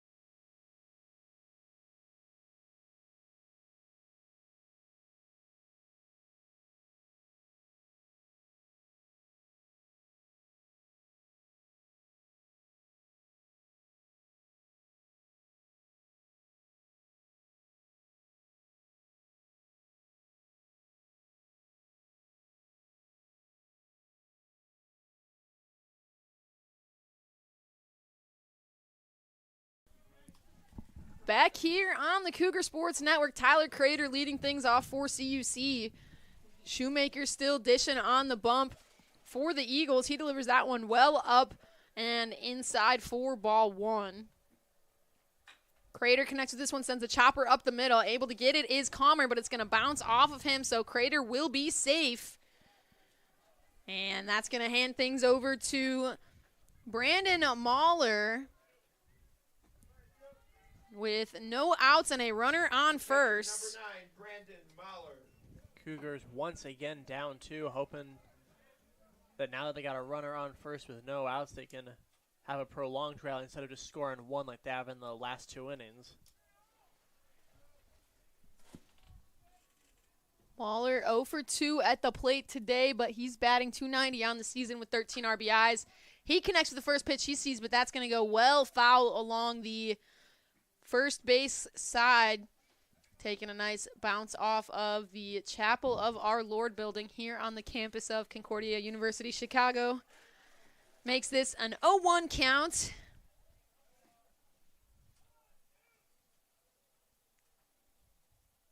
Shoemaker checks Crater over at first, but delivers this pitch. Mahler takes a swing at it, just a little behind once again, following this one straight back. Mahler's got the power on the bat. If he can catch up to the pitches, he can smash some balls into the outfield.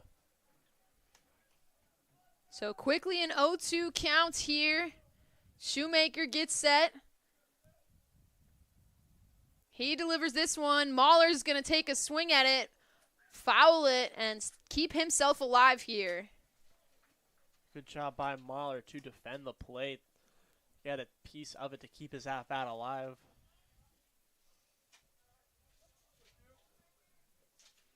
Oh, 2 count here for Mahler. Looking for his first hit of the day. They're going to check on Crater.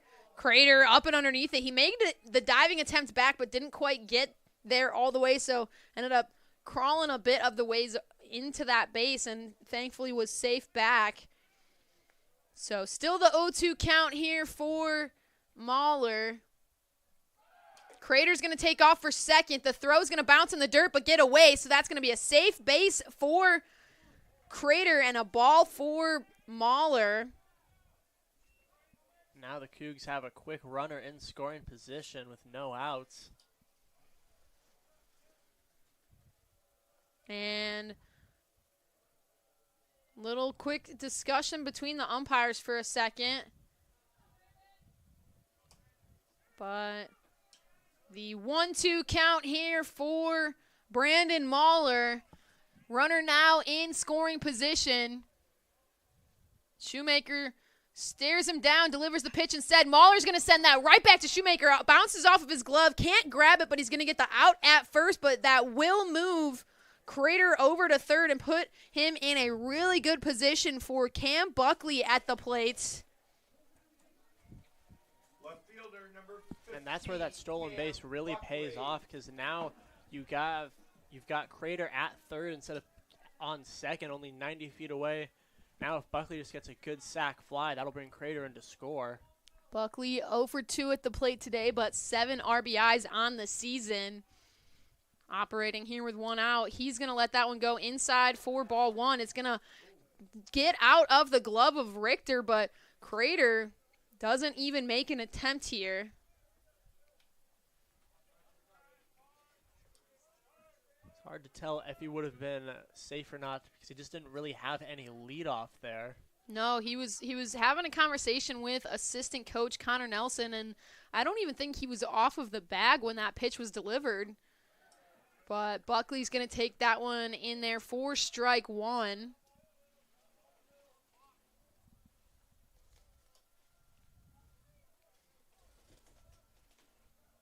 One and 1 count here. This one well outside, but Richter holds on to it. Crater a little more attentive there. Had that ball gotten past, probably would have seen him making some effort to go.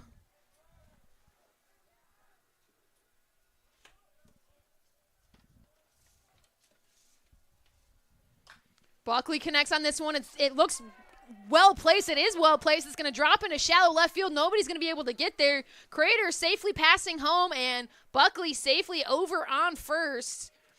A great spot to drop that ball, as nobody was able to get there in time. It was actually Prindle that was able to get there out of the 3 in that area. So second baseman number 18, Yashawn a Boswell. first hit of the day for Buckley to hand things over to Yashawn Boswell, and we've got a 1-run ball game once again.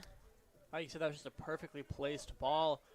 The third baseman, the shortstop, and the left fielder all came in for it, but just because of the blue pit of it, they couldn't get there in time. Boswell shows bunt, fouls it off.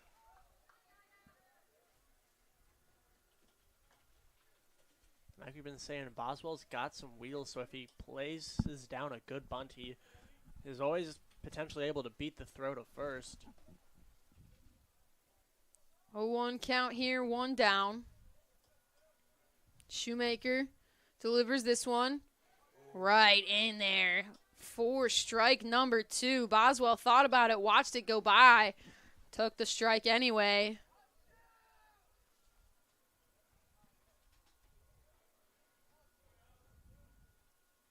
Shoemaker here, he delivers. Boswell sends a hard ball right off of Shoemaker. That's unfortunate to see because it then gets away from everybody as Calmer was covering second base, and so Shoemaker sent that ball right where Calmer was, but it's going to move the runners around. Calmer unable to get there to clean that up, so Shoemaker actually had to chase it down himself, and that's going to bring the coaches out to take a quick look at things. And as he turns right around, changes his mind, it's going to bring Richie Sperando back to the plate for CUC. That one went right off the leg of Shoemaker. He was kind of limping for a second, but looks like he walked it off. But still, Cougars got a base runner out of it. Runners on first and second with still only one out. Sperando fouls off the first pitch he sees. So with one out, runners now on first and second.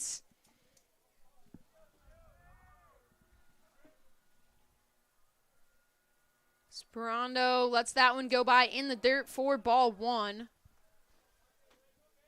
The Cougars now in a good position to tie this game and break up the half-inning streak of the two teams just trading single-run at-bats. Shoemaker nearing the 90 pitches of the day here. As he turns to check on Buckley. Buckley safely back.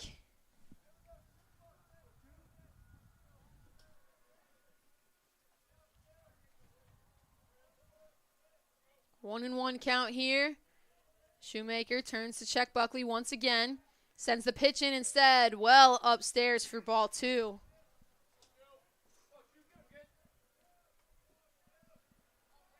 And Shoemaker's been effective today at minimizing the damage the Cougars can do.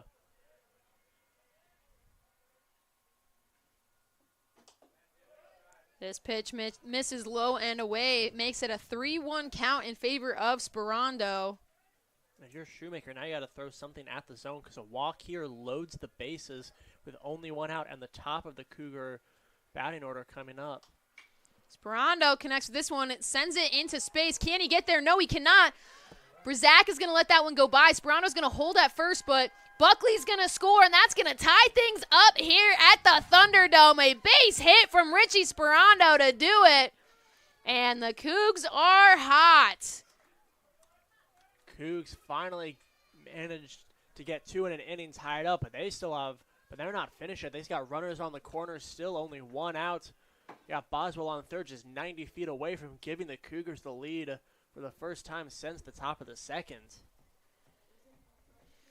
That's going to bring Eli Hickman to the plate, but first a mound visit from the Eagles. But Cougars in a really good spot after tying this game up.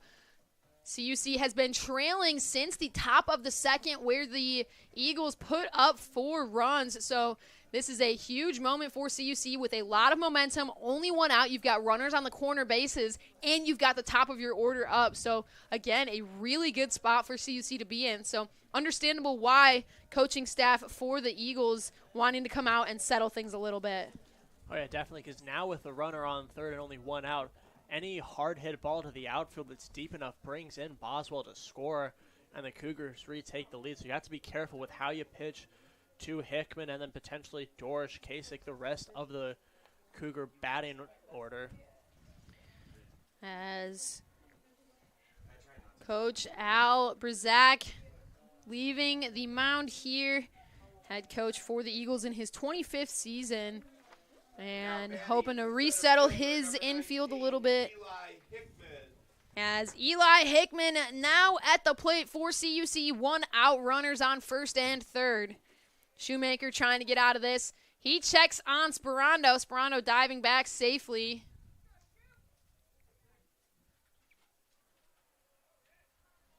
Shoemaker, 91 pitches on the day so far. He throws this one in. A bunt from Hickman. A well-placed bunt. Boswell's going to score. Hickman almost beats the throw, but not quite. But either way, the sac bunt is going to allow the Cougs to take the lead for the first time since the first inning. And that was just a masterfully done sac bunt. It was perfect placement. Boswell had a good jump on the third. Shoemaker checked him, but realized there was no way he could make the play, so he just went to get the out at second, which he did. But Cougs now have the lead.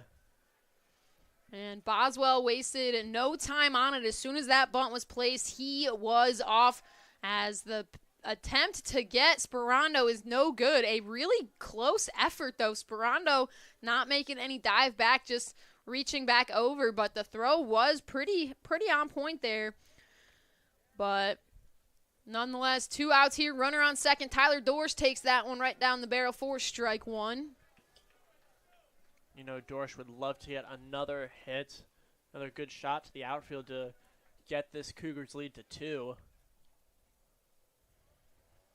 Shoemaker gets set here. He delivers this one. Dorsch sends it foul. Hits assistant coach for the Cougars, Connor Nelson. That's going to leave a mark as Nelson puts that ball in his pocket.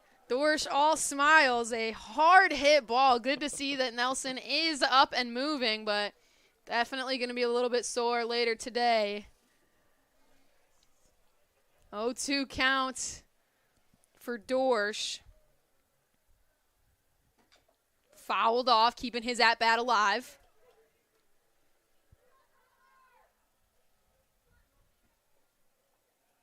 Again, Dorsch already has 1 hit today, a good hit into the outfield. If he can get another good one like that, that almost certainly scores the runner on second. Dorsch 2 for 3 at the plate today. Been coming up clutch when needed. He sends a chopper this way, right over the head of assistant coach Connor Nelson. Had his hand out. He was ready for it this time, but just missing him. Makes this still the 0-2 count. Dorsch battling his way through.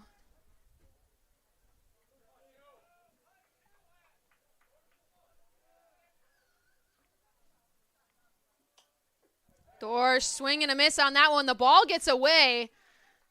Dorsch is going to get thrown out anyway, and that's going to do it for the inning. But CUC on top for the first time since the first inning, slowly chipping away, and it appears as though we are going to see a new arm on the mound for the Cougars. So we'll have all of that information for you when we get back here on the Cougar Sports Network.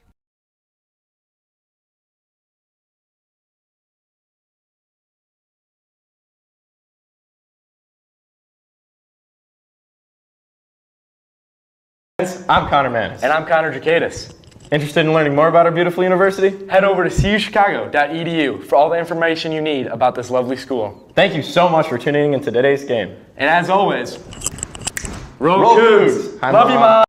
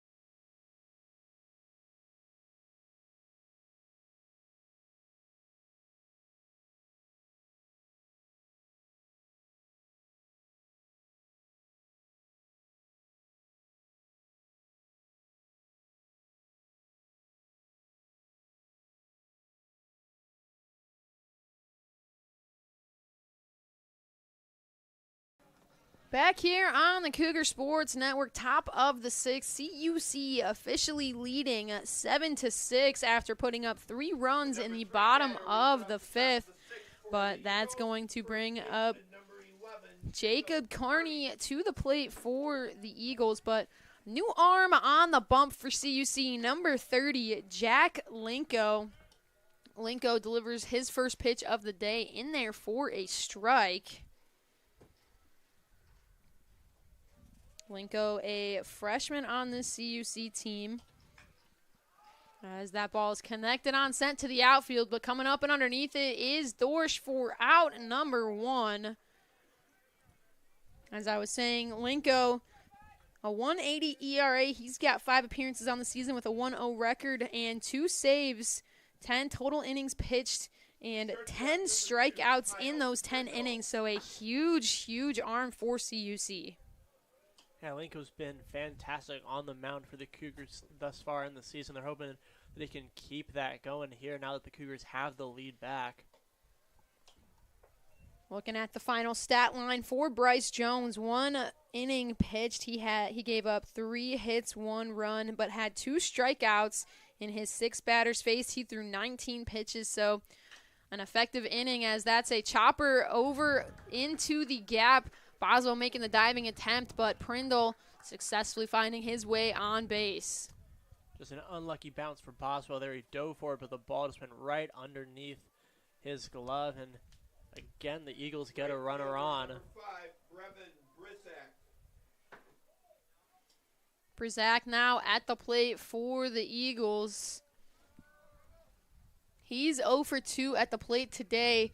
Had a walk in his last at-bat and had those 2 hard hit balls to right field that Dorsch was able to collect right at the fence.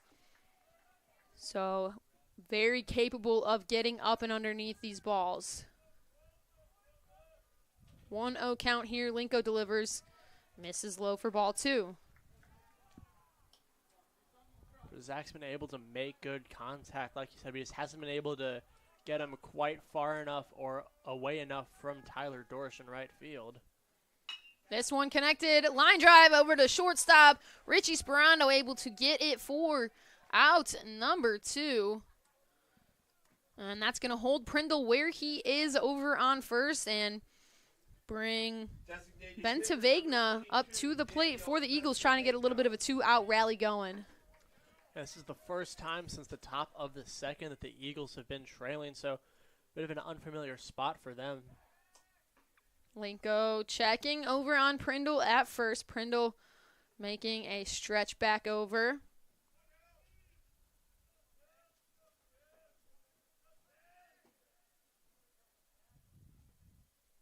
Linko delivers this one, swung on, fouled back, makes this an 0-1 count.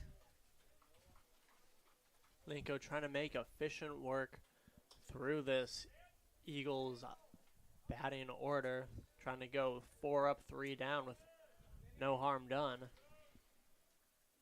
This one misses outside for ball 1.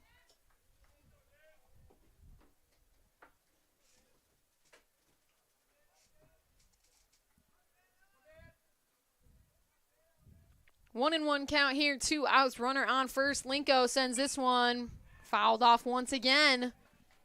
Makes this a 1-2 count.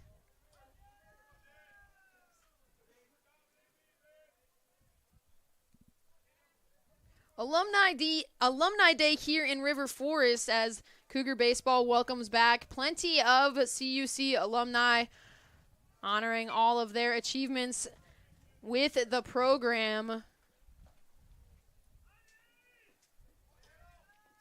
Lots of familiar faces in the Thunderdome today, making their way back here to watch some good CUC baseball here, and couldn't have chosen a better game as we've got a fun one here. If you're just now joining us, it's been a back and forth battle all day here. CUC finally taking the lead in the bottom of the 5th inning.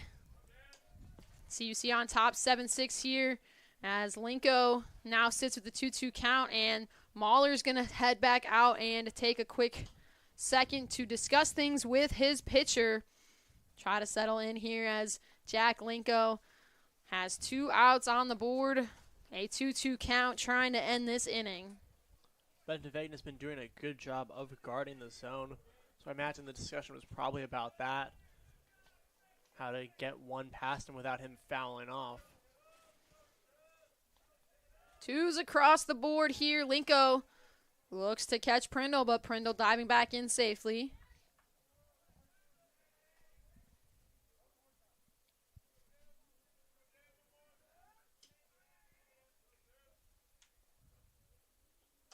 Prindle makes the run. He was already in motion trying to steal that base, so he's going to be able to get all the way to third on that base hit into right field because he was already booking it. So a good base hit there from Bentavegna, and that's going to put runners on the corner bases with 2 outs on the board. And a good call on the steal attempt by Prindle. Like you said, by the time that ball was hit, he was already halfway to second base, so once it landed, he just kept the Jets going and rounded and is now at third base. Tying run of the game, 90 feet from the plate for the Eagles, and Dominic Lee at the plate for Edgewood. He's 1 for 2 today, but 11 RBIs on the season, so a favorable guy at the plate here as he takes strike 1. The Eagles don't have many weak batters in their lineup. All their batters are capable of getting good hits. Linko checking over on Bentavegna, but safely back at first.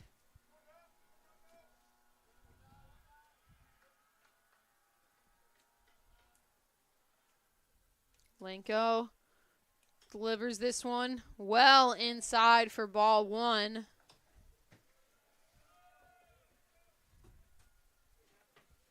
Linko just trying to focus on the batter now and get out of the inning. There's 2 outs. Just need to get 2 more pitches past Lee. This one catches the zone for strike number 2. But Coach Colin Connor thought about coming out for a mound visit and instead says, never mind, makes his way back to the dugout, trying to let Linko get himself out of this one. 1-2 count, 2 outs, runners on the corners. Jack Linko looking to end it here for CUC. He delivers this one, put into play. Sperando able to scoop it, and the flip over to second base is good to get out of the inning. CUC still leads. A big inning for the freshman pitcher to get out of, make his fielders do some work, and we're heading to the bottom of the 6th. CUC on top 7-6. Don't go anywhere here on the Cougar Sports Network.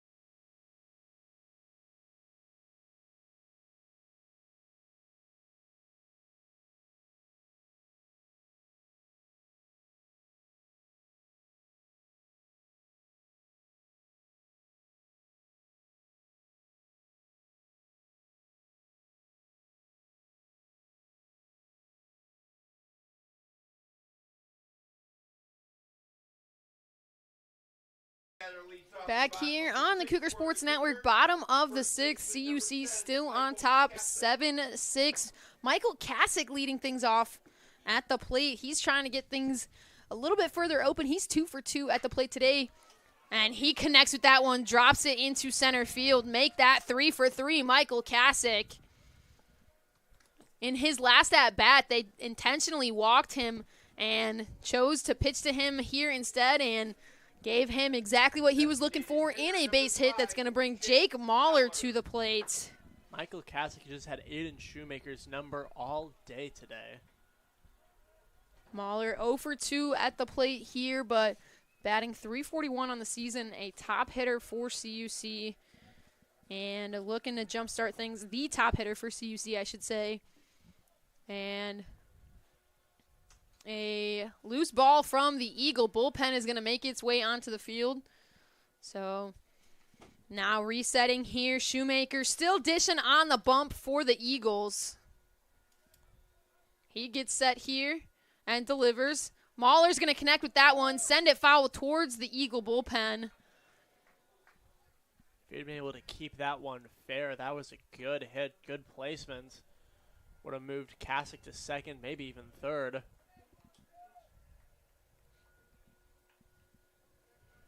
1-1 count here. Mahler connects with that one, but it's going to be caught by Brzak over in right. Kasich's going to hold where he is.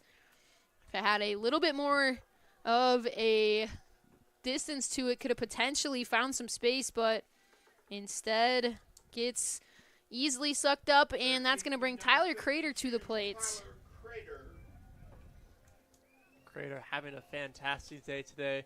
Another multi-hit game for him, but he'd still love to add one more to the hit column.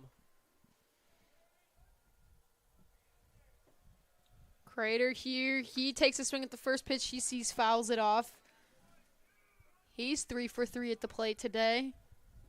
He's another one of those batters that has also had Aiden Shoemaker's number.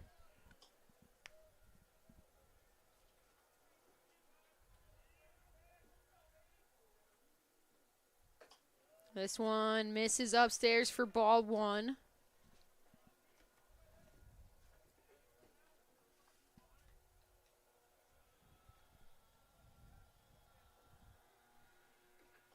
Shoemaker gets set here. He delivers inside for ball 2.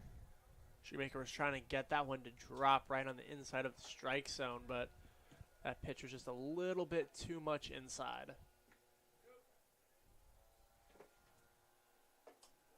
Crater swinging through this one, can't connect, makes this an even 2-2 count.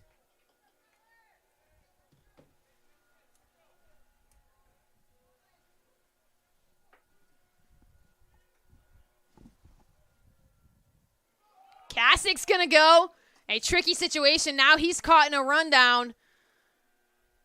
And he's going to be tagged out. Looked like he might have initially had some space and just chose not to make that initial run. But going to get caught on that one. Still sitting with a 2-2 count here for Crater. Now instead of 1 out with 1 on, you got 2 outs with nobody on.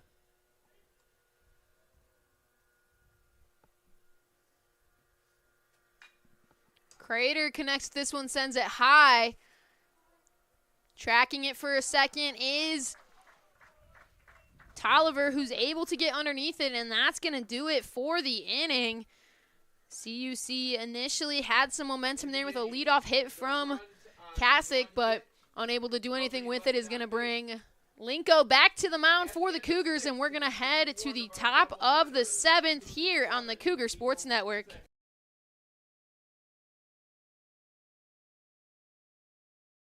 I'm Jeff. I'm Ben. We hope you're enjoying today's CUC baseball broadcast. If you're interested in donating to our athletic communications department to help improve this live stream, click the thank button below. We appreciate your support and hope to see you at the field soon. Hi, Dorsh's mom.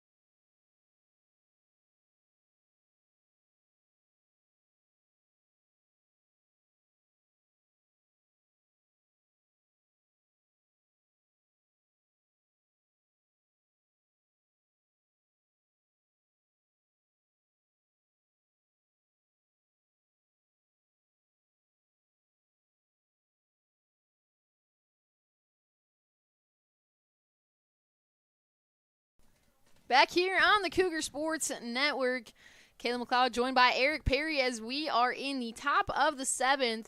CUC on top 7-6. Jack Linko still dishing for CUC. He delivers ball 1 for Carson Richter. Linko got into a bit of trouble in the top of the 6th, but was able to pitch his way out of it, making so that the Eagles weren't able to play to run. As this one catches in there for strike 2. That was just a beautiful pitch right there. Looked like it was going high, but at the last second dropped into the strike zone.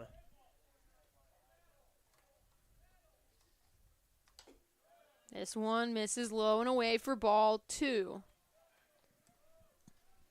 These two teams have just been trading runs all day. 6th inning, the first inning where neither team scored a run. This one in there for strike 3. Caught the inside corner. Richter didn't like it, but Brandon Mahler knew it was there. Richter tried to sell it like it was an inside pitch, but the ump thought otherwise. That's 1 out on the board now for the Cougs. A big-time strikeout for Jack Linko. He is a menace for CUC. Coming into today, he had 10 strikeouts, which is up there in terms of the entire pitching staff for the Cougars. So he's just a force to be reckoned with. And now sits with the 1-0 count here. Delivers that one in there for strike 1. This home plate umpire has really been giving the pitchers on both sides about an inch or two there on the outside of the zone. This one connected on. Boswell able to glove it with plenty of time. The soft throw over to Kasich gets out number 2. Linko again making some quick, efficient work of the Eagles. Center fielder number And 8, that's going to bring the top of the order for the Eagles in Terry Tolliver Jr.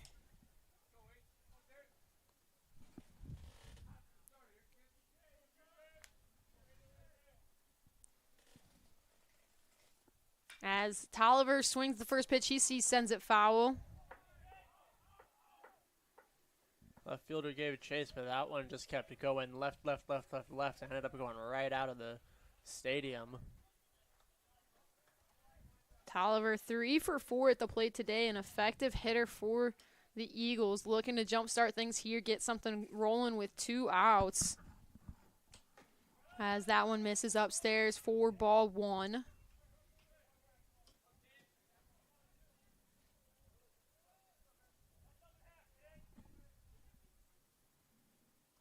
This one swung on.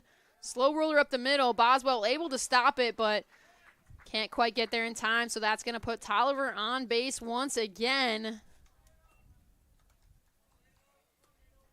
And for the second straight inning, Edgewood's trying to start a little 2-out rally to tie the game up. Third baseman number 9, Hayden Hellenbrand. Interesting to see what Tolliver does on the base pass. Earlier was caught stealing earlier in the game.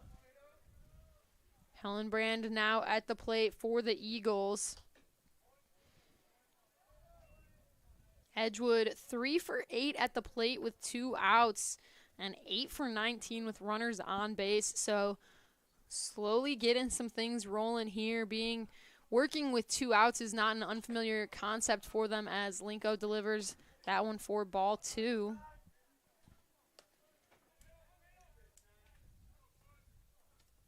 And a quick mound visit here from the Cougar infield. Michael Kasich and Brandon Mahler coming out to have a quick discussion. Crater making his way in as well. Just trying to settle things in, reassure the freshman in a similar spot in the last inning, operating with 2 outs and finally finding the groove that he needed to get things rolling. So definitely possible here for Linko. Yeah, Linko's a good pitcher as we've seen. Just got to focus on getting the batter out. Only needs 1 more out.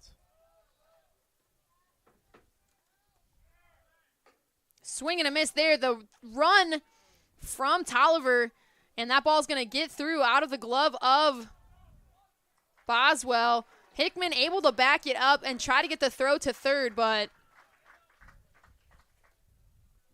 a tricky situation there.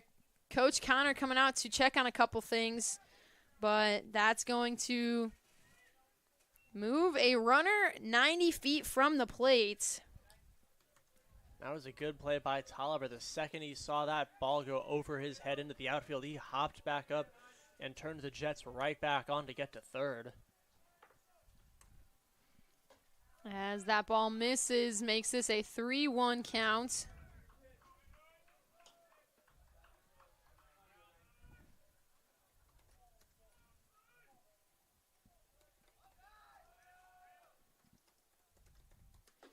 This one catches in there for strike two. Jack Linko finding his groove just when he needs it.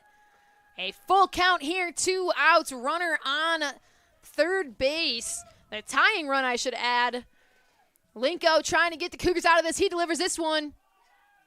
Misses for ball 4.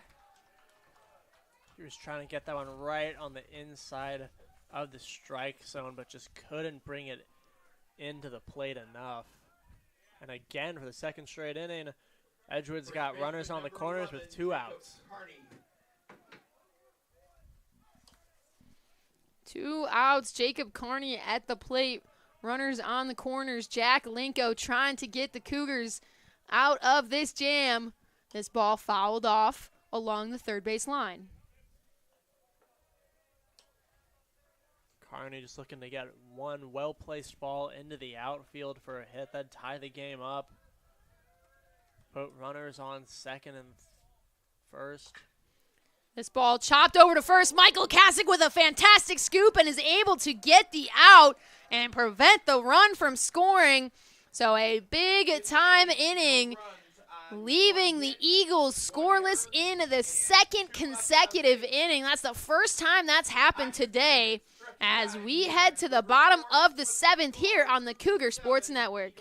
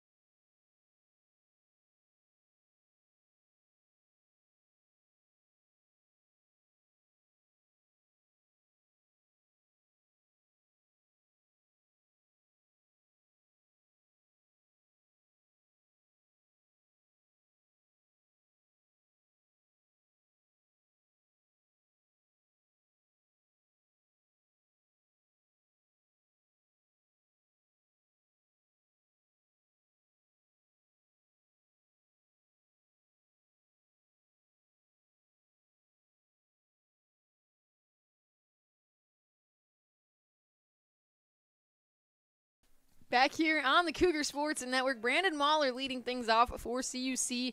He fouls that one off, but more impressively, Aiden Shoemaker back on the bump for the Eagles. Already 105 pitches on the day and looking to continue to work here for CUC. He delivers that one up and out for ball 1, makes this a 1-1 count. Shoemaker was able to settle down in the 6th. Didn't give up any runs after giving up 3 in the 5th. Mahler swinging at that one, missing, makes it an 0-2 count, a 1-2 count, excuse me.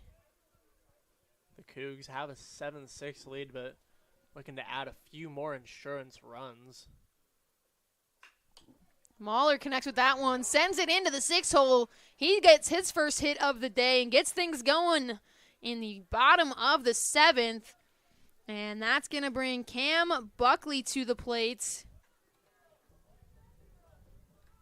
Cougars have a runner on, no outs, in a good position here. Once they've been able to get Shoemaker for 1 or 2 hits, that's when they've been able to kind of break him open a little bit.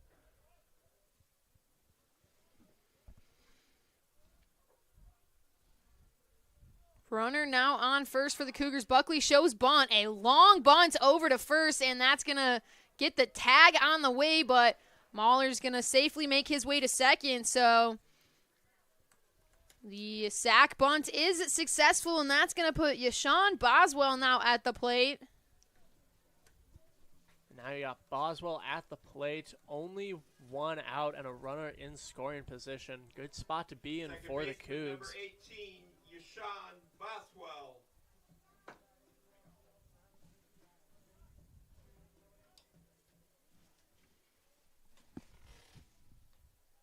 Boswell 2 for 3 at the plate today, but 12 RBIs on the season.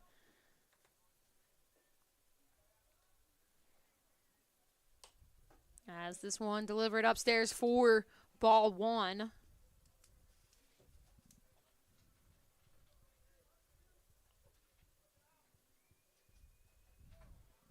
Shoemaker gets set here. Boswell connects, sends this into right field. Mahler holding at second, looking to tag. Getting up and underneath it is Brzak. Mahler is going to go. The throw not in time. And that's going to put Brandon Mahler 90 feet from the plate with 2 outs. And Richie Sperando now at the plate. We saw Sperando get a good hit the last time he was up, so you got a runner on the third. Now if he can get another good hit, that brings in the runner on the third to score. As it looks like a pinch hitter for the Cougars in number 72, Connor Jerkaitis. Your attention, please. Jerkaitis now coming in, operating with 2 outs, trying to get things going here. Connor Jerkaitis, Jerkaitis. a sophomore on this CUC team out of New Lenox, Illinois.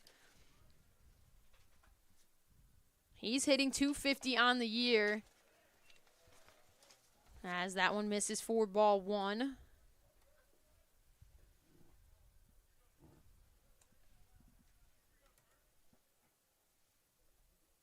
Jerkaitis connects with this one, sends it through the 6-hole, and Brandon Mahler's going to score. Jerkaitis easily on it first, and the Cougars extend their lead. Good call to bring in the pitch hitters just like that. He takes 2 pitches and brings in a run. And that's going to bring the top of the order, but a pinch runner over on first in Xavier Zagerman. And Eli Hickman at the plate with 2 outs, looking to get things going here. Cougars have managed to add an insurance run this inning, but they'd like to add a few more, give themselves a few more layers of Teflon for the 8th and 9th. We're going to see a mound visit here from the Eagles and a pitching change for the first time today for the Eagles. So we're going to take a quick break here on the Cougar Sports Network.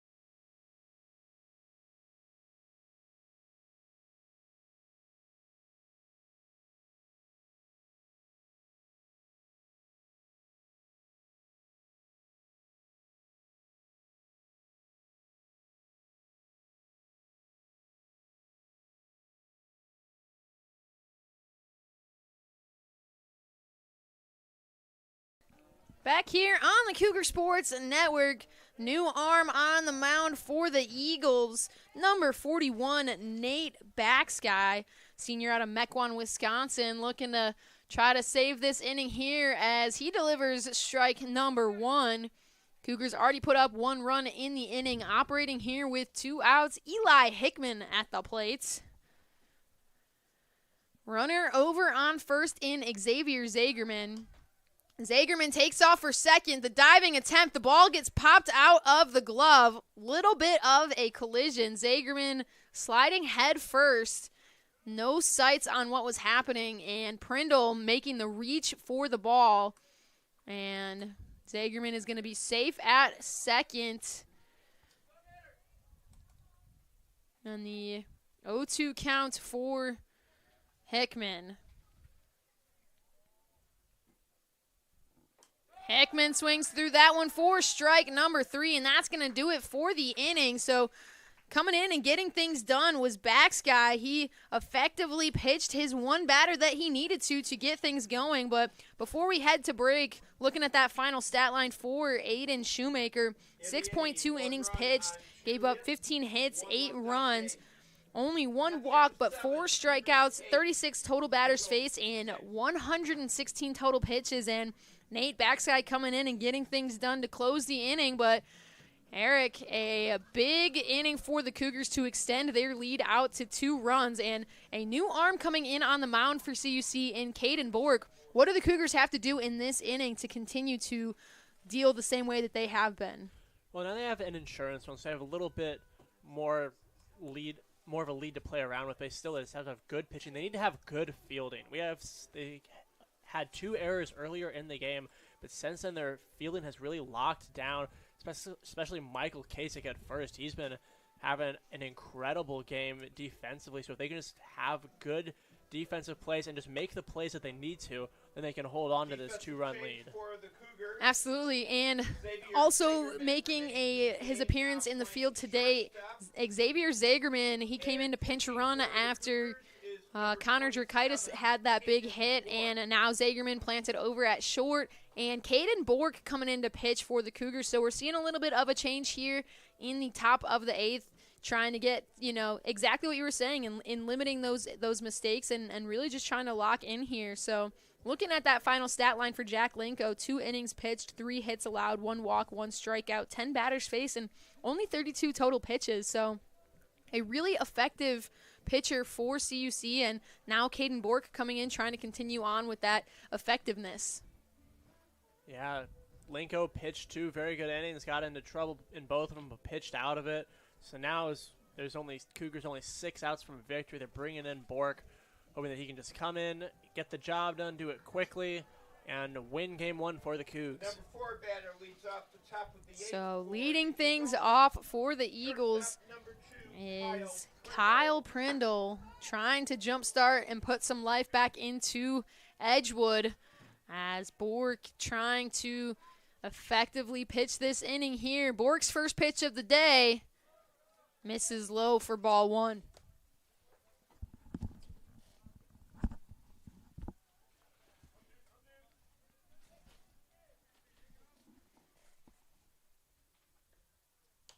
Prindle takes a swing at that one, fouls it off. Prindle's 1 for 3 at the plate today with 1 walk. Prindle's been good for the Eagles. They just need a little bit more out of him now with this at-bat. This one connected on. Chopper over. Kasich's going to flip over for out number 1. Kasich almost took it himself again, but Bork was there quickly enough for the nice little flip, and that's going to bring Brevin Brzak back up to the plate for the Eagles. With that out there, Cougars just 5 away from victory. Bork getting a quick out, looking to get Brzak out fairly quickly as well. Brzak 0 for 3 at the plate today. He's got 1 walk, and his last at-bat, he lined out to short. This time the throw over in time. A great throw from Xavier Zagerman and a great stretch from Michael Kasich to keep his foot on the base and get out number 2. Wow. Zagerin briefly bobbled it, but then recovered, launched it over to first, and then Kasich was just able to make a nice stretch to snag the ball, and extremely quickly 2 outs on the board for Bork. And that's going to bring up Bentavegna here. He swings the first pitch. He sees, fouls it off. Bentavegna 2 for 4 at the plate. And Bork's come in and made efficient work of those first 2 batters, trying to do the same to Bentavegna. This one lifted into shallow right field. It's going to drop in front of Dorsch. Boswell making the jumping attempts to try to get it, but that ball was well over his head. And a 2-out base hit is going to bring Dominic Lee up to the plate. Yeah, it was a good effort by Boswell, but there was no real way for him to make that catch. So in the end, just ended up falling in front of Dorsch, and Eagles now have a runner on. Lee 1 for 3 at the plate today, looking to pick up his second hit. He connects, sends that one into some space, a trouble zone for the Cougars. That's going to fall at the right center field wall. Hickman able to get it. Coming in and rounding is Bentavegna. The throw, not quite in time. It's going to hold Lee at second, but Bentavegna will score. And a really, really powerful hit there from Dominic Lee. Yeah, he just sent that one into right center, and Dorsch and Hickman both went running for it, but neither one could get there. And that's where that run that the Cougars scored in the bottom of the 7th comes into play, because instead of tying this game up, that made it a 1-run Cougar lead. Carson Richter now at the plate, trying to get things rolling here. Continue this little bit of a 2-out rally. He's 2 for 4 so far today, as that ball misses low. Richter checked his swing, held back on that one. And the Eagles still have a runner in scoring position, so a well-hit ball here by Richter could very well tie this game up. Bork trying to brush Richter off the plate, pitches that one well inside, makes this a 2-0 count.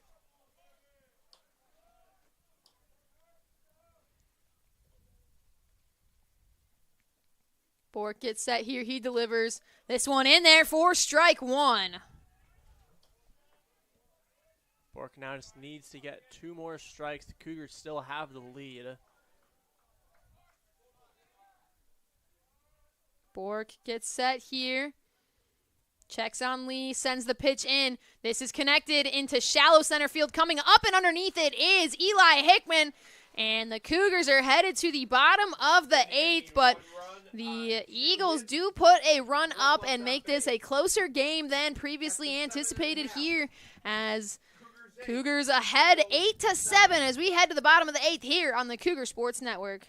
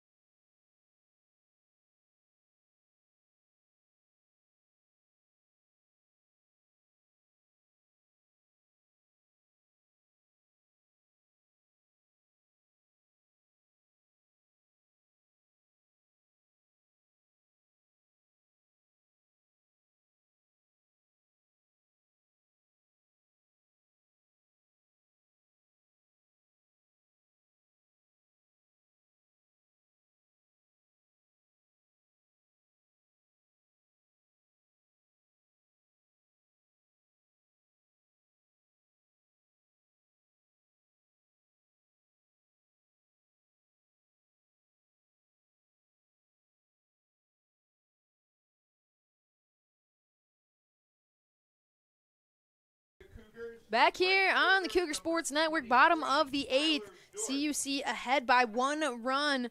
Tyler Dorsch looking to extend it, where Nate Backsky looking to hold the Cougars where they are. Backsky, the senior from Mequon, Wisconsin, came in the last inning, but Dorsch popping this one up, getting up and underneath it is Brzak for out number 1. And that's going to put Michael Kasich now at the plates. Good contact by Dorsch, but with the minimal wind here now, that didn't really have a shot of getting out. As I was saying, Backsky coming in the bottom of the 7th, pitched to one batter to get the Eagles out of a bit of a jam and successfully did so. So he's been an effective reliever as Kasich continues to have a great day. He puts that at the left field wall. Plenty of space. Kasich going for 2. The throw not in time. A stand-up double for Michael Kasich. Have yourself a day, kid. Michael Kasich is just continuing to have the best game of the season. Defensively, offensively, he's been doing everything for the Cougars.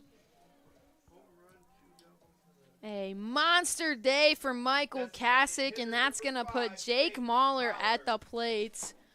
Mahler leading the team this season in batting average, having a tough day at the plate so far today. 0 for 4, still chasing his first hit, but he comes to life in dire moments for CUC as he takes that one for strike 1. Now would be a good moment for Mahler to get said first hit. The Cougars lost their insurance run in the top of the inning. As Mahler swings through that one, quickly makes it an 0-2 count here. With a runner in scoring position now, you're hoping that Mahler can just get a good one into play, bring Kasich around to score. This one misses. Low and out for ball 1.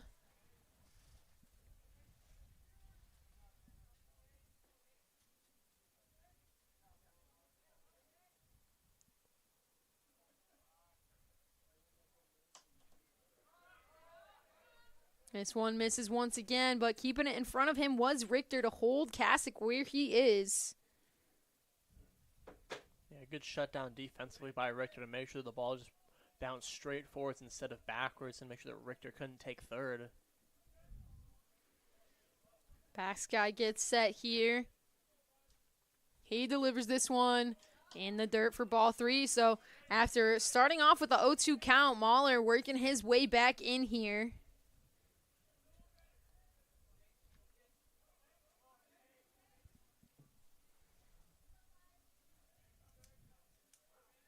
Backsky gets set here. He delivers this one. Fouled off by Mahler, keeping himself alive. Mahler's in full defend the plate, swing at anything that's close mode, trying to keep his at-bat alive so that he can eventually find a good pitch that he likes or just take the walk. 3-2 count, 1 out. This pitch well inside, ball 4. That's going to put runners on first and second for Tyler Crater now at the plate. Mahler's first time on base here in game 1 of today's doubleheader as Tyler Crater now looking to capitalize on runners on first and second. But before that, we're going to see a pinch runner for Mahler. So Mahler made his way on base but won't stay there as number 26, Ben Teachin, will tag in to run for Mahler. And that's still going to bring Crater up here looking to get things going. Tyler Crater, 3 for 4 at the plate today, batting .330 on the season. Really looking to continue having a great day and capitalize on these 2 runners on base. Yeah, if Crater can get a good hit here, that brings in 1, maybe even 2, depending on where it's hit. Backsky delivers this one. Low for ball 1. Backsky started the inning off well, but has just kind of lost his control over the last few batters. 1-0 count here, 1 down.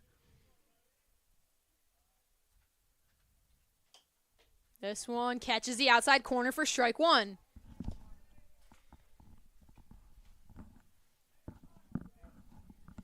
One and 1 count here for Crater.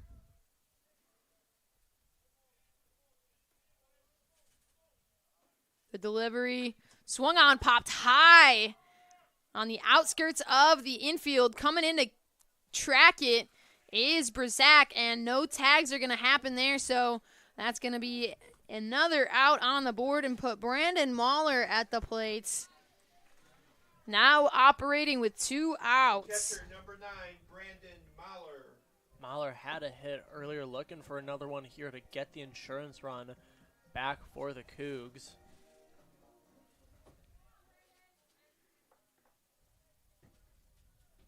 Cougars not shy when it comes to batting with 2 outs. As this one connected on, sent deep into center field, tracking it back at the wall, and able to get it is Tolliver Jr. to hold those base runners where they are.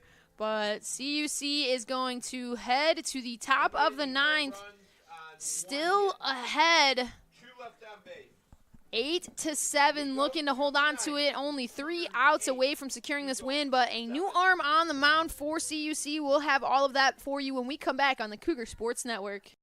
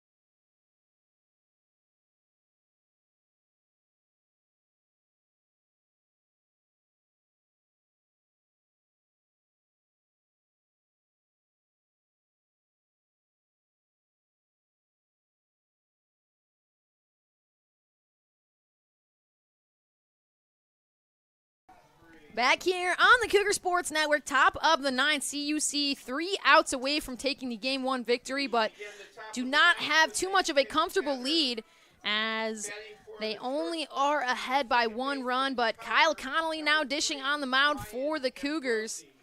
And Connolly delivers strike 1, but a new hitter for the Eagles in number 3, Ryan Ambrosi. But Connolly delivers strike number 1 anyway, as a quick swing and strike makes this an 0-2 count in favor of Connolly. Final stat line for Caden Bork: 1 inning pitched, 2 hits, 1 run allowed, 5 batters faced, and only 10 pitches thrown. But that's going to hand things over here to Kyle Connolly, who is ahead in the count 0-2, as that one misses well outside for ball 1. With an outside pitch to try to get Ambrosi to chase, but it was just so far outside that Ambrosi didn't bite. 1-2 count now. This one swung on, lifted deep into left center, but Cam Buckley able to get up and underneath it for out number 1. CUC now 2 away from closing this game, but that's going to bring the top of the order up for the Eagles. Tolliver's been great at the plate for the Eagles today. He's looking to get yet another hit while the Cougars are trying to shut him down. Tolliver 4 for 5 at the plate here today. He swings the first pitch he sees, fouls it off, makes this an 0-1 count. For the Eagles, this is exactly where you want to be if you're trailing by 1 in the top of the 9th, having the top of your order up. They've been hitting consistently all day, and they've been smart at the plate as Tolliver left that one, makes it a 1-1 count. That was a good eye by Tolliver to watch that go by. It was close, but it was just a ball. This one swung on, fouled off, makes this the 1-2 count.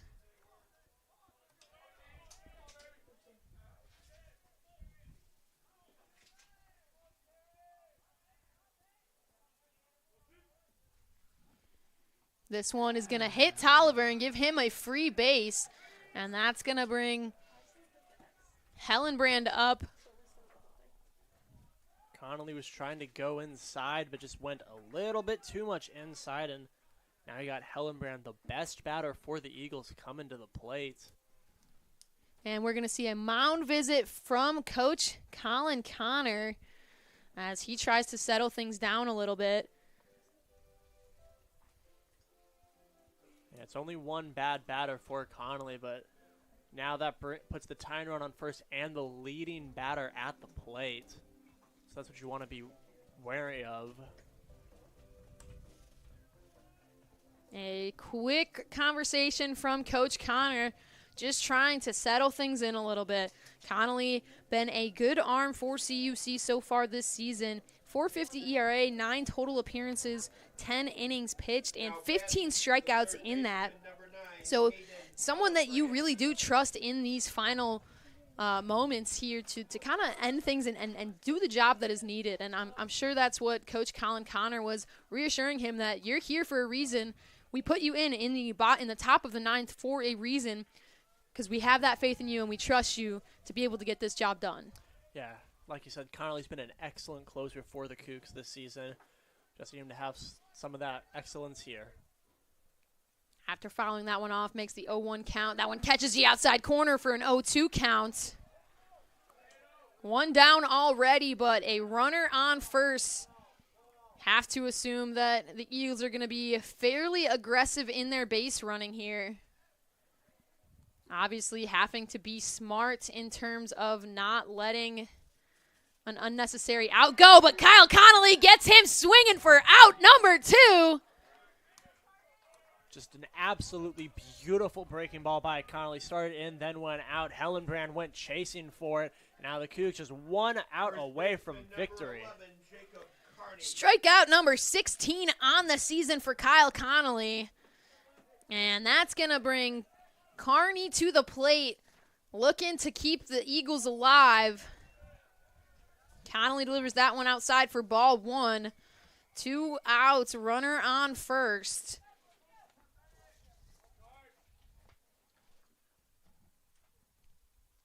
This one inside, gets out of Mahler's glove a little bit, and that's going to give room for Tolliver to make his way to second.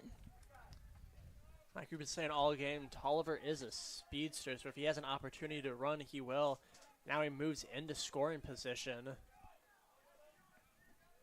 2-0 count here. Connolly checking on Tolliver. Connolly delivers. In there for strike 1. Beautiful pitch, found the outside corner of the zone. Just picture perfect there by Connolly.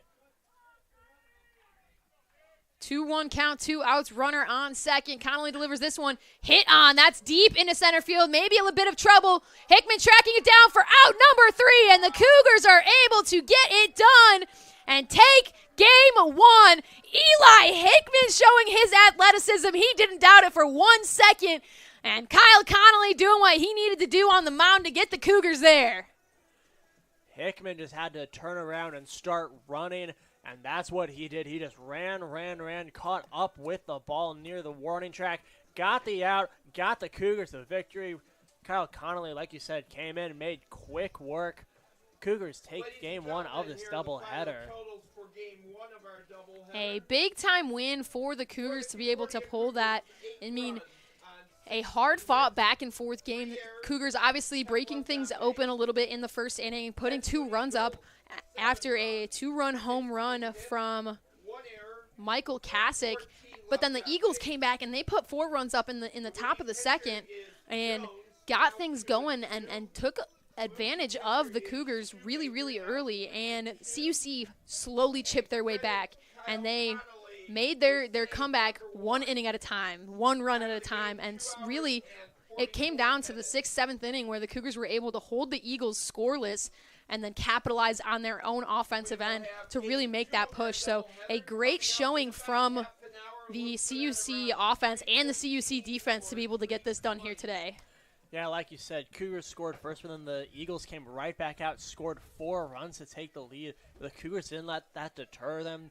Two teams traded solo run innings for a little bit, but then bottom of the 5th, that's when the Cougars were able to plate 3, take the lead back, and once that happened, they never looked back. And that's going to do it here for Game 1 of today's doubleheader, but we will have Game 2 coming up in just about 30 minutes or so right here on the Cougar Sports Network. CUC takes Game 1, but before we sign off, I want to give a huge shout out to everybody that made today's production possible. Doing in-stadium PA for us is legendary Hall of Famer Jim Egan. Operating scoreboard for us is Jalen Franklin. Running camera for us is Jacob Garrison. Our producers for today, responsible for making the broadcast as pretty as you guys saw it on the Cougar Sports Network, is Samantha Ferdinand and Abby Kulig. Operating as our fly guy and fixing any problems that might be necessary was Assistant Director of Athletic Communications Corey Welch, running the pitch clock for us. And keeping an eye on everything as well is the Graduate Assistant for Athletic Communications, Sydney Lloyd. Joining me on the call today, Eric Perry, and I'm Kayla McLeod. Thanks so much for joining us as we get ready for Game 2 coming up in about 30 minutes here on the Cougar Sports Network.